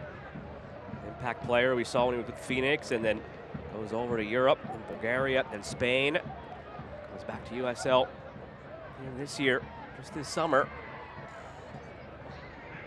Hour gone, half hour remains at Widener Field. MLS veteran Ricky Lopez-Espin alongside. I'm Joe Malfa, happy to have you with us this evening. Only match in the USL Championship on this Wednesday night. Saw 2 goals in the first 6 minutes for Colorado Springs, both for Jonas Fieldberg. A little while later, the own goal goes in off Matt Mahoney. At the end of that first half, Samuel Cariaga picks up the red from Memphis. Scoreline has remained unchanged since. A big 3 points in the standings for Colorado Springs. 2 playoff teams here. But now it's about jockeying for position, higher seed, get the home game, or maybe a couple of home games, and what was that? Given away. Bruno Lapa picks it up. Marlon running in behind. Lapa feeds Marlon. Back to Lapa off the deflection. Bruno Lapa trying to create space. Still Bruno Lapa. Nowhere to go. A little while ago, Ricky, it's going to be a mistake like that if it's going to happen. It feels like Colorado Springs just has to be more alert, cannot just give away 2 points here. Ward cutting inside, delivering, cleared by Mahoney.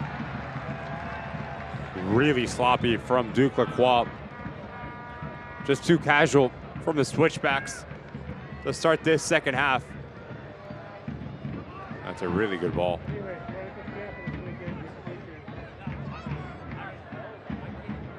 Back for Leston Paul. Just to cut it through. Easily picked. Space for McGee. Tyreek McGee on the run.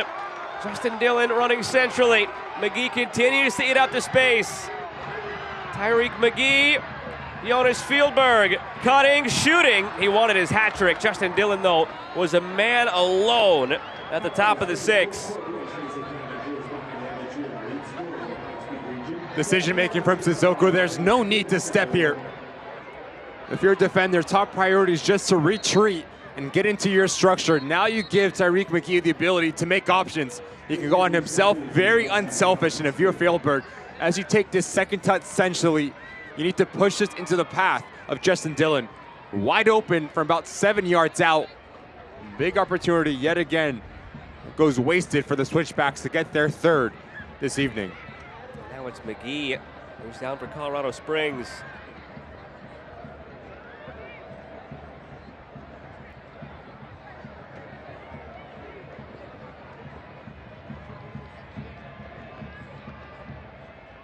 Ronaldo Damas is being prepared to come on.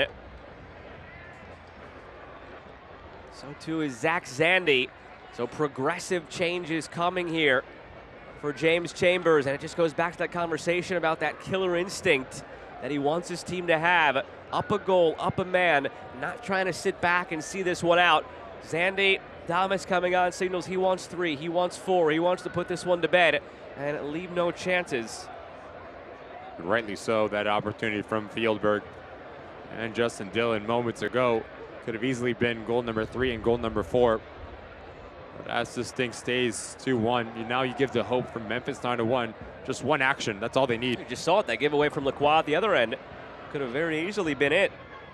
We're talking about a 2-2 game where now Memphis is going to bring all 10 players back behind the ball instead of having to be stretched right now as they are. And it will be McGee giving way for Zandy. And Ronaldo Damas will replace Justin Dillon.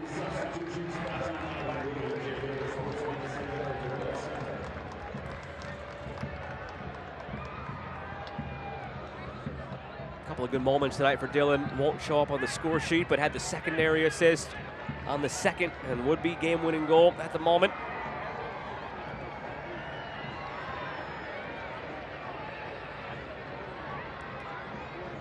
Thomas comes in, team's leading scorer on the season with 9 goals. Had 11 last year for San Diego Loyal while on loan.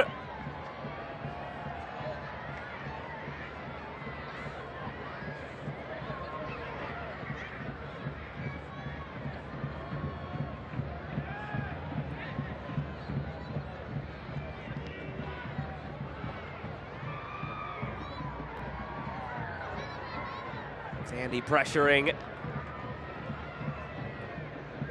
It's relentless here in the attacking half from Colorado Springs, and it was nearly won by Matt Real. Notice how this ball goes wide to Quezada. Now it's a trigger press for the Switchbacks to get every single play around the ball and try to recover it as quickly as possible. Because if you do and you go out the other way, there's a nice little pocket of space for Enriquez to go 1v1.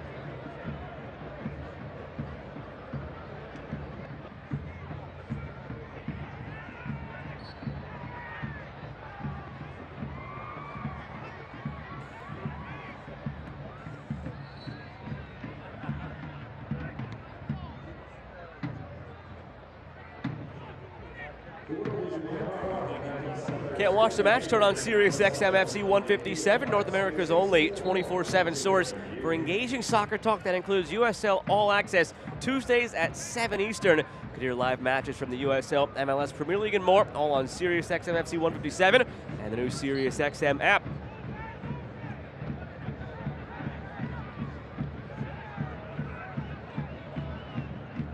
Sent long from the free kick and just given away. A lot of those moments tonight, Ricky. Maybe just scratching your head a bit as to what the intention even was in the first place.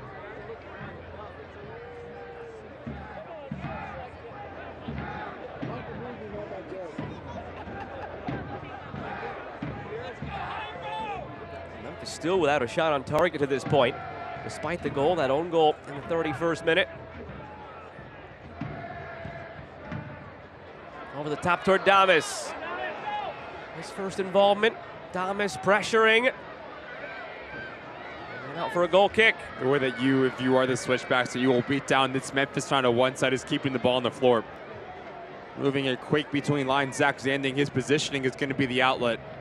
Because as there's a lack of numbers for Memphis on one centrally, now that pocket presence becomes utmost importance. If you can play into him, then you'll let Sissoko or Chulu step off their line, and that's how you get Ronaldo Damas more involved.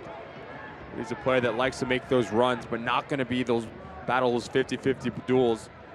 A ball hit over 60 yards.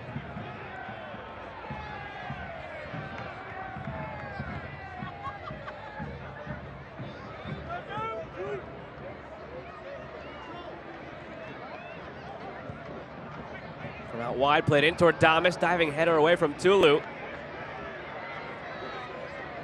Back out wide for a throw.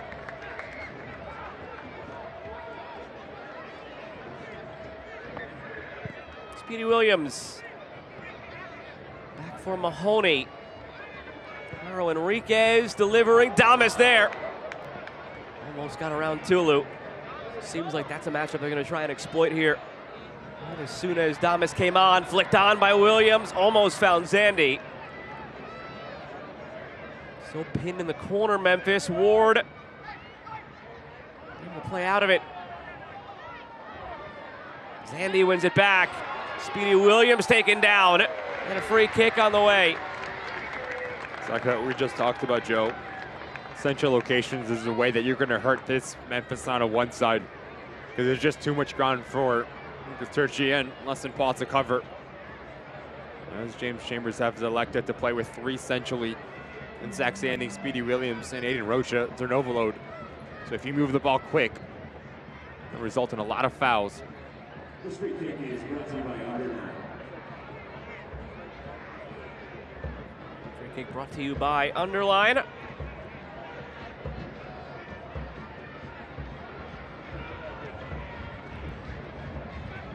Rocha again stands over it.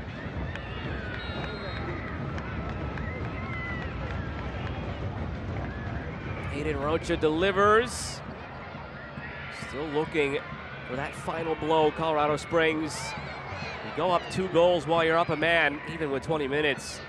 Sure, it's still possible for Memphis, but for a team that does not have a shot on target tonight, down 2 goals, down a man, it would feel done, even if it's not officially done.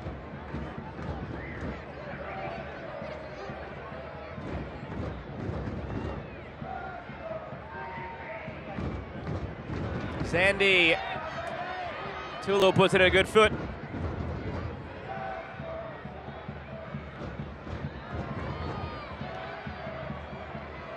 Sandy again for Damas, swing and a miss.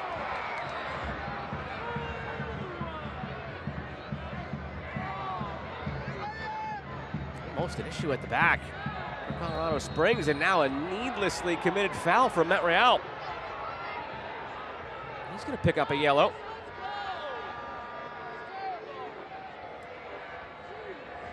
This is what happens when you don't have that insurance goal. You just let Memphis linger and you never know. And it's a very similar action. Now they concede their own goal. Just the extra work for Marlon. Gets her right before, and he knows exactly what he's doing. Matt Rayal's coming in. A little bit of contact. He's going down, no questions asked. You get your left back in the book. And now you afford your big bodies to get a lot higher and put this thing into the mixer and cause more chaos yet again. Or float it right into the hands of Christian Herrera, Ricky. Or do that. Herrera goes quickly the other way from one goalkeeper to another.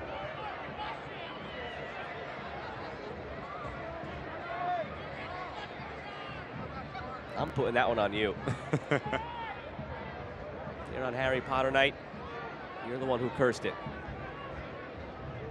And Gryffindor. You keep telling yourself that. Everyone wants to be the hero. Jonas Fieldberg still that hero for Colorado Springs. It's been almost 70 minutes since he scored his second goal. Had 2 in 2 minutes. That's all that Colorado Springs has had. Since then, no shots on target, just those 2.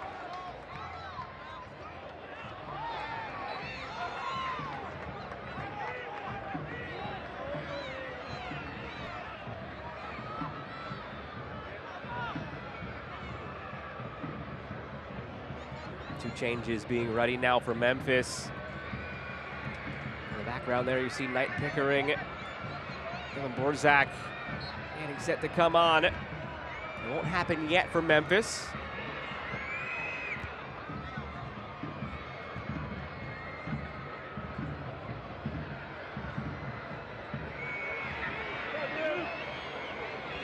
Space for Lacroix. Possession dominated in the second half by Colorado Springs. Now it's Damas inside. Tulu, is it a handball? It is. Penalty for Colorado Springs. Looked like his left hand as it popped up. That's already 3 or 4 times that Damas has given Tulu a fit cutting inside.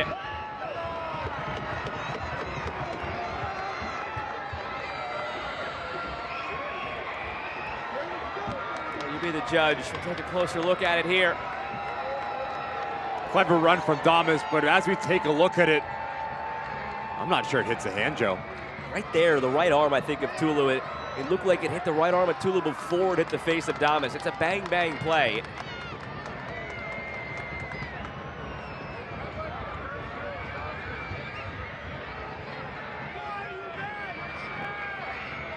No benefit of VAR, so call from the officials final.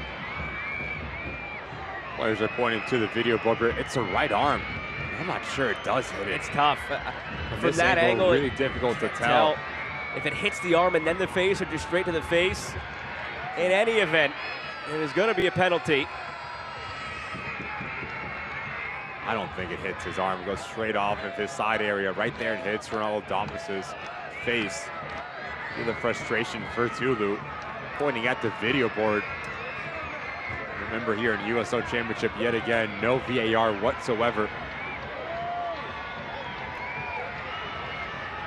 Well, this is Ronaldo Damas's third full season in USL Championship. 2021 with Orange County, last year with San Diego, this year with Colorado Springs, looking for another double-digit goal season, and he has it. His 10th of the year, and it is 3-1 Colorado Springs.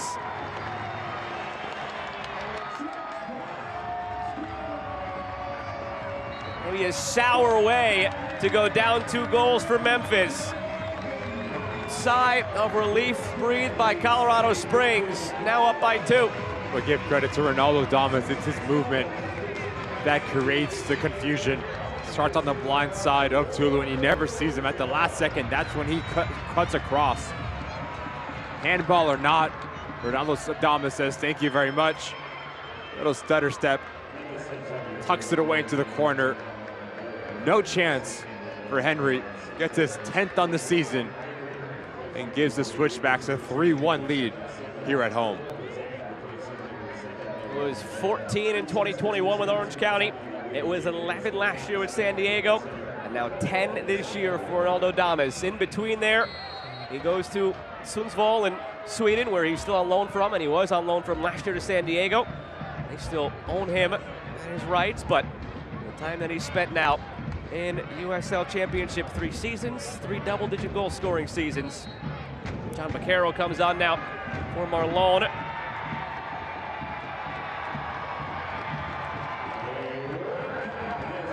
Red card brandished here, I believe, to Stephen Glass,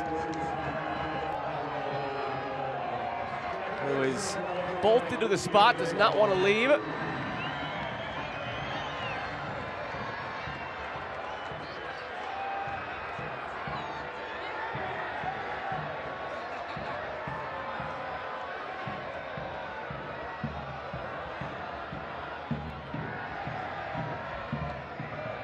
Still trying to figure it out which of the coaches exactly got the red.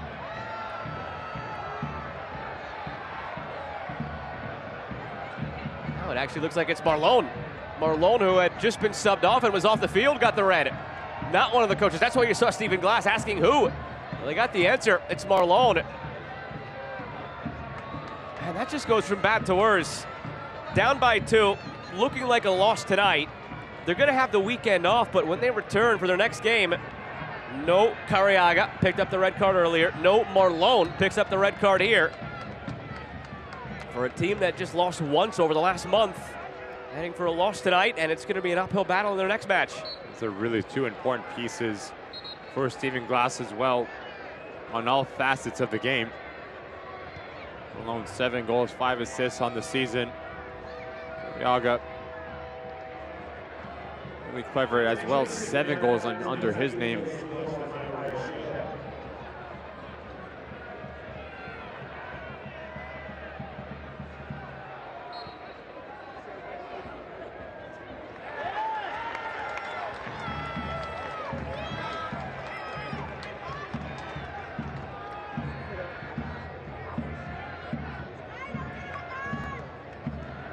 Borzak came on for Mezap. Baccaro came on for Marlon, and then Marlon got thrown out after he had a seat on the bench. So it is still 10 men from Memphis. It was not a red card picked up beforehand where they're down to 9 men. And then Knight Pickering on for Turchi.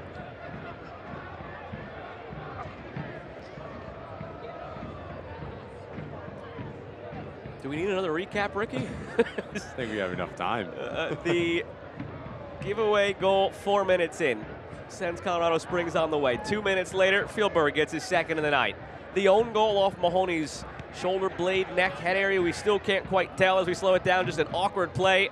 No white jerseys around him. Ends up making it 2-1. Then we get Carriaga's red card. Then we go ahead into the second half and go back and forth. What we believe, based on the looks we've seen, a phantom penalty. Adamas makes it 3-1 on. And then Marlon, after being subbed off, picks up a red card. And we've still got 11 minutes to go. It has been some jam-packed, eventful night, to say the least. We still have 4 goals on 3 shots on target. All 4 goals went in off of a Colorado Springs Switchbacks player.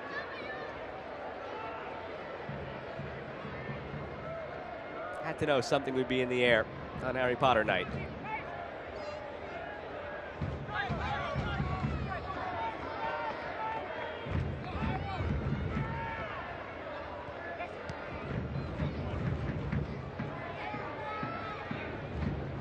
The most important thing is it's going to be a much-needed 3 points for Colorado Springs, coming off the loss this past weekend against first place New Mexico. It was their first home loss since early April.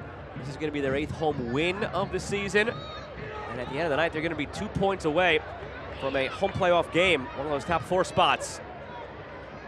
4 points back of Memphis with 2 games in hand. They're 2 points back of Oakland, having played the same number of games.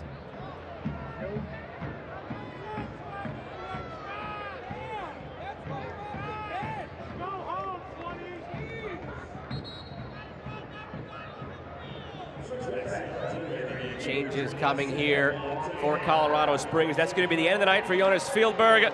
And he is the Groom Transportation Man of the Match. Groom Transportation providing stress-free airport shuttle service between Denver and Colorado Springs. He has the match-winning goal at the moment. That made it 2-0 at the time. Still stands to be the game-winning goal, and he's greeted warmly by his manager. Every time you get a brace, it's a good day at the office. You see every single coach. Those switchbacks up to applaud him. Fantastic effort from Haleberg. Cole Maraca makes his debut for Colorado Springs on loan from Columbus Crew 2. Part of their run to the MLS Next Pro final last year. 10 starts, 3 goals, 2 assists this season in Next Pro. Another William J. Hill Sports Medicine and Performance Center substitution. The final 2 for Colorado Springs, all 5 now used.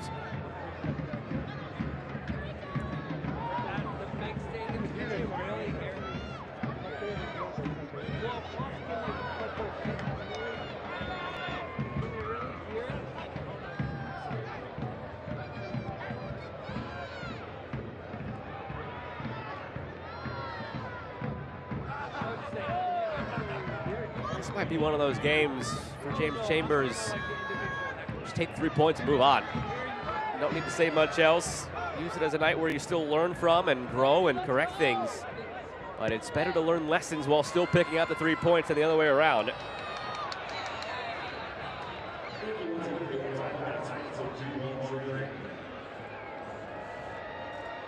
eFootball 2024 is here. Live your dream, rep your team, and play as your favorite USL Championship club.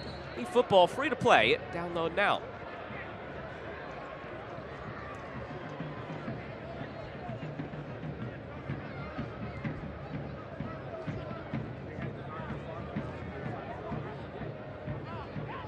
Hakeem Ward trying to get something going here in the late stages for Memphis.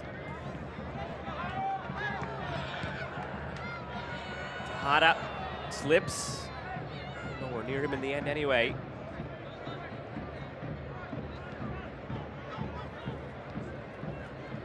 Break's going to come at a good time here for Memphis. After this one tonight, they won't play again until a Wednesday night home game on September 11th against Hartford. So they have 2 full weeks off now.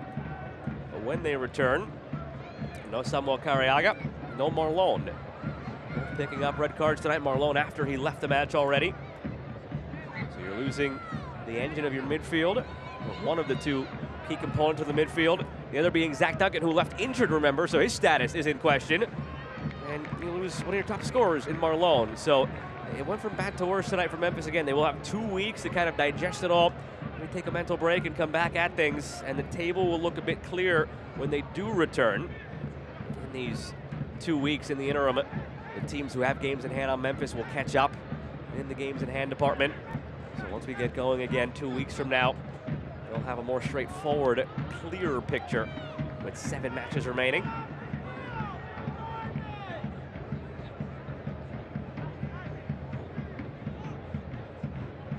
Off that trip out west to the Oakland Roots, a 1-1 draw. Prior to that, back-to-back wins against Miami and Tulsa. So after that, nice 6-point stretch, back-to-back, only 1 point from the next 2 matches for Memphis.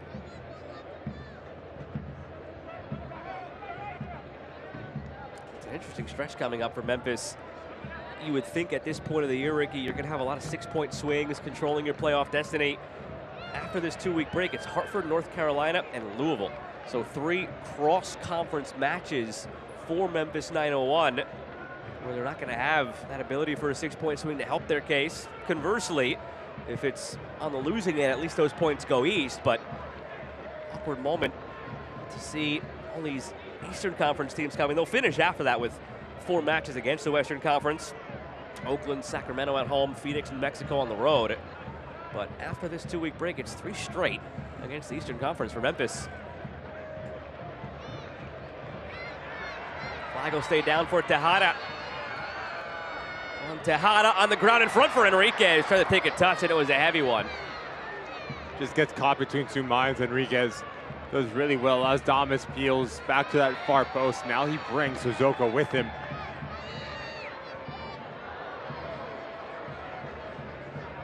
Understanding if he cuts across that near post, those are the ones when the ball gets hit with enough pace, you just need to open up your hips and simply guide it into that far post. Don't really have the ability to take that first touch, tight quarters. As we take a look at the possession, one-way traffic as you would expect. Almost fell for Tejada. That's a rash challenge. It's a yellow card for Leston Paul. Joins Bruno Lapa and Akeem Ward in the book with yellows for Memphis. Playing down to 10 men since the late stages of the first half.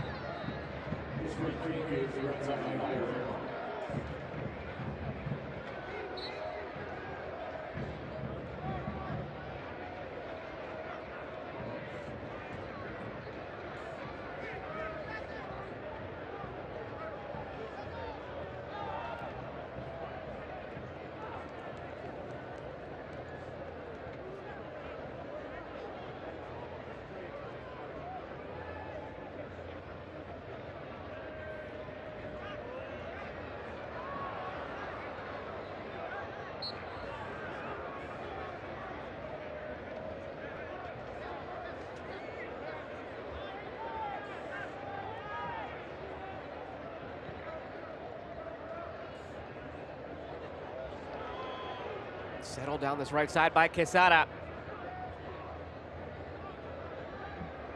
Edge of the area. Played through from Lapa, back for Quesada. Floated over the top. Duke Lacroix, after a shout for handball from Memphis, carries it away. Lacroix, a lot of green turf ahead. Enriquez. All the way across for Tejada, waiting for it, chested down, contact there. Speedy Williams lays it off, took a deflection, and it's out for a corner.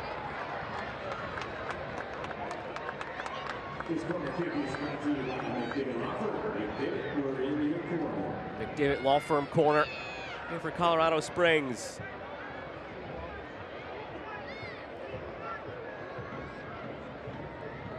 Switchbacks fans, less than 2 minutes remaining in regulation.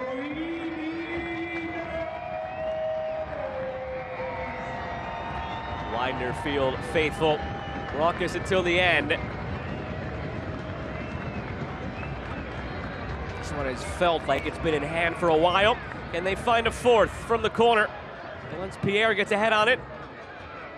Speedy Williams keeps it alive. Secondary ball in, right to Tristan Henry. Talk about where Memphis goes from here, those 2 weeks off before they host Hartford this weekend. Road trip for Colorado Springs at now 7th place Tulsa.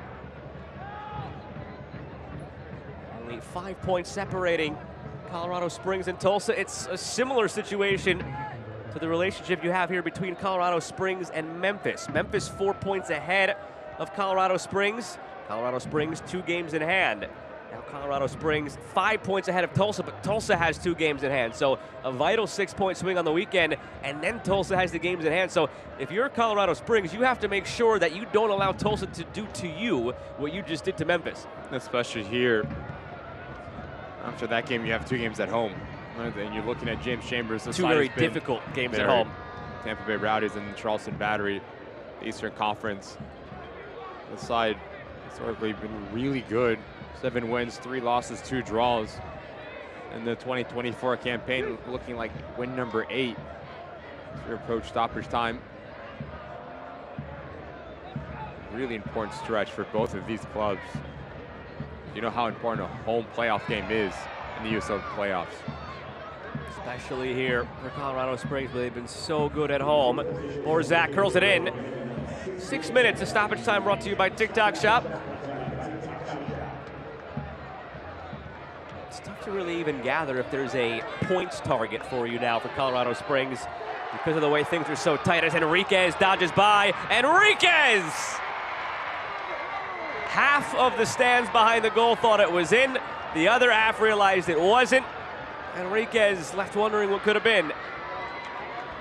Been a theme all evening, Sissoko. You do not need a step to win this ball. You just need a retreat. As he takes that long touch, Enriquez is setting you up, but give credit to Akeem Ward. About 30 yards in terms of his recovery run. Does just enough to throw off Enriquez. But it's about the 4th time now that Sissoko stepped off his line ill-timed.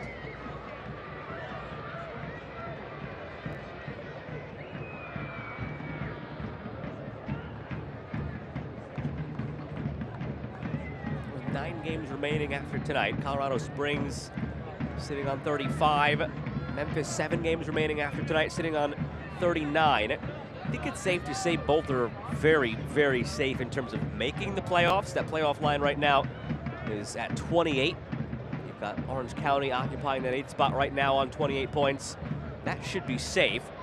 Just a question of what will the moving target be to earn that home playoff game. Is it 48? Is it right around 50? Time will tell, especially because we have all those matchups still that are East against West. So you could have a case where, which is what we've seen most of the season, Eastern Conference dominance, points go out East. Point totals right now in the East a lot higher at the top than they are in the West. Slip through for Damas. Flag did come up. But if that moving target is right around maybe 48 if you're Colorado Springs, you've got 9 games remaining to pick up about a dozen points, and you've got a lot of those games at home. Feels doable in that chase for a home playoff game.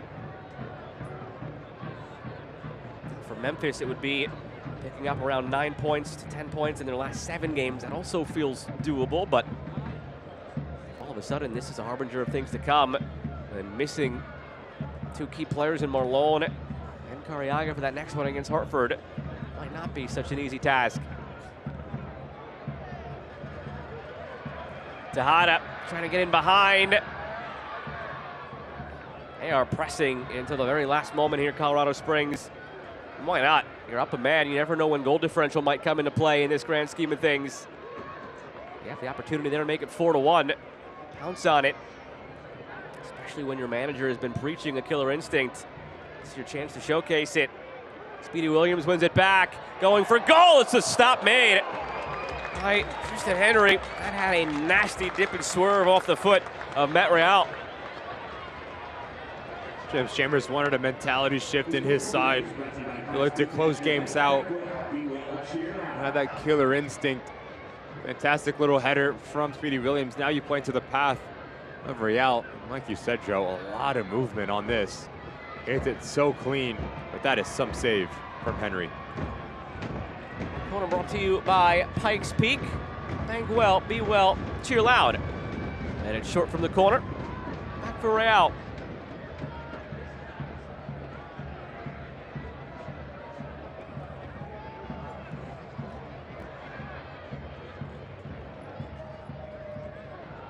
Maraca.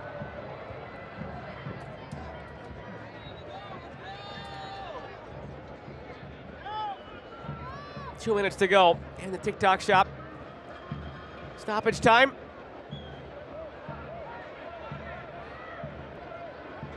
The red card, obviously, late in the first half did not help, but there was still enough time in this game at 11v11, Ricky, where you would have expected more from Memphis offensively. Among the league leaders in first half goals with 20, among the league leaders in goals, period. They've been an offensive juggernaut at times, and barring something changing here in the last 90 seconds, they're not going to have a shot on target tonight. They're going to have a goal off that very unusual own goal, but it's 4 shots, none on target. A expected goals tally of 0.3. Just never really got into the game, Memphis 901 on the attacking phase, right? But it starts with the back line. Just being under so much pressure, not being clean, not being able to deal with the pressure for the switchbacks, and the result of that makes life very difficult for Zach Duncan, for Bruno Lapa, for Panos Armenakis to find those little gaps, to be that support and that outlet. It's been mostly one-way traffic. If you're Stephen Glass, I do think you look at the shape, and that is going to be the constant, that if you're a little bit tighter, you're able to recover the ball more, and then you have more real estate to operate in higher up the field. The 2 early goals that you conceded and the way that you conceded just seemed like a deer in headlights for most of this match, especially in that first half, Memphis 901. All the way back for Tristan Henry with 30 seconds to go.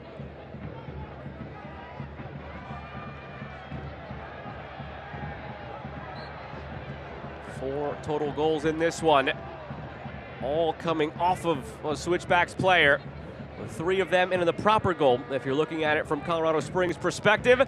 And those 3 goals going to add up to 3 points tonight. 6 minutes come and gone. A glance at the watch from Trevor Wiseman.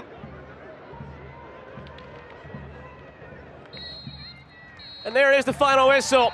Colorado Springs gets back to their winning ways. They lost over the weekend at home against New Mexico. It was their first home loss since early April. They respond with a 3-1 home win over Memphis 901. At this point in the season, does not need to be pretty. Yes, you want to play convincing football, but the most important thing for James Chambers is the 3 points. You executed, you got your 4 goals that you scored, and you pick up a massive 3 points here at home at Widener Field. Jonas Fjellberg with the match-winning goal that came in the 6th minute long ago. The insurance goal was provided by Ronaldo Damas from the penalty spot in the 75th, and a 3-1 victory tonight for Colorado Springs. They started the night in 6th. They rise to 5th, inching closer to that home playoff game potentially. Final score brought to you by D1 Trading. Colorado Springs win it 3-1. We wrap it up from Widener Field in just a moment. Natural gas ensures that when you need to heat things up, you can, but it can also be hazardous. That's why, in the event of a natural gas leak, you need to know the 3 S's. The first one, sound. Listen for the sound of hissing or whistling. Number 2, sight. Look for dead or discolored vegetation in an otherwise green area. And number 3, smell. It's hard to miss. Be on the lookout for a pungent odor like rotten eggs. If you notice any of these signs, leave the area immediately and call 911. For more information, go to csu.org. The moment you call McDivitt, an action plan is put into place right away to get you the help you need. Each case and each client is different, with different needs and solutions. Your attorney and team immediately investigates every aspect of your crash and injuries. We track down all the paperwork and deal directly with the insurance company for you. We keep you in the loop every step of the way, fighting to get you max money for your injuries. And you never pay us a dime until we get money for you. McDivitt. Colorado Springs Utilities serves electric, gas, water, and wastewater. If you combine all 4 services, you're paying around 11% less than anybody else on the Front Range. Water is the only one of our 4 services where you pay more. Since we have no river systems of our own, more than 70% of our water comes from Colorado's West Slope. Colorado Springs Utilities has delivered all 4 of these services safely, reliably, and at the best value to you for the last 100 years, and we will continue to do that long into the future. Final score brought to you by D1 Training as Colorado Springs with a 3-1 victory over Memphis 901 that has the supporters group fired up over there greeting your man of the match, Jonas Fjellberg. 2 goals, including the game winner. We'll take a look at the full-time highlights brought to you by McDivitt. Only took 4 minutes for Colorado Springs to get going. Starts with McGee, really clever movement. I thought he was really bright to start this first half as he pulls out the center back with him. Now to trickle-down effect. This Memphis 901 back line is just spread apart. Just caught between 2 minds to Zoko. Is he going to make a play on it, try to head it back to his goalkeeper? As Fjellberg does really well to stay with the play and anticipate. Simple swivel of his hips, simply guides it into that far post. 1-0 the Switchbacks. The second goal would come 2 minutes later, and it was our critical moment of the match brought to you by Common Spirit Health, making it 2-0 Colorado Springs. Starts with a sloppy play from Panos Armanakis, but give credit to Justin Dillon. Back to goal, he requires so much attention. He pulls in Zoka with him. That opens up the lane for Fjellberg to come across, and his only top priority now is just to get there before Henry and Quezada. Blink of an eye, he gets his brace. If it wasn't a weird enough start for just the rhythm, lack of flow, back and forth, then this happened. So awkward. Only one player of a Memphis is a Zoko. No one takes the initiative. Mahoney maybe sees it late. Real throws him off. You just see confusion. Head scratching all over the place for the Switchback. Favorite part of that was the camera shot. Everybody behind the goal pretty much in unison putting their hands on their head wondering what happened.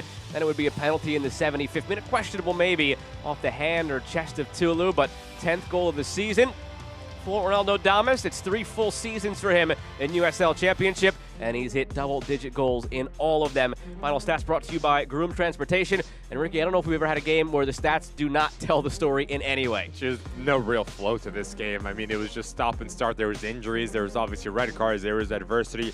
Everything that you can throw into the book that you don't have on your bingo card came into play. But yet, I say it once, I'll say it again. For James Chambers, the 3-point was the utmost importance. You got that, and you continue on. And for Stephen Glass, you got to point out the Oakland Roots didn't really get into the same kind of flow that we saw last time out.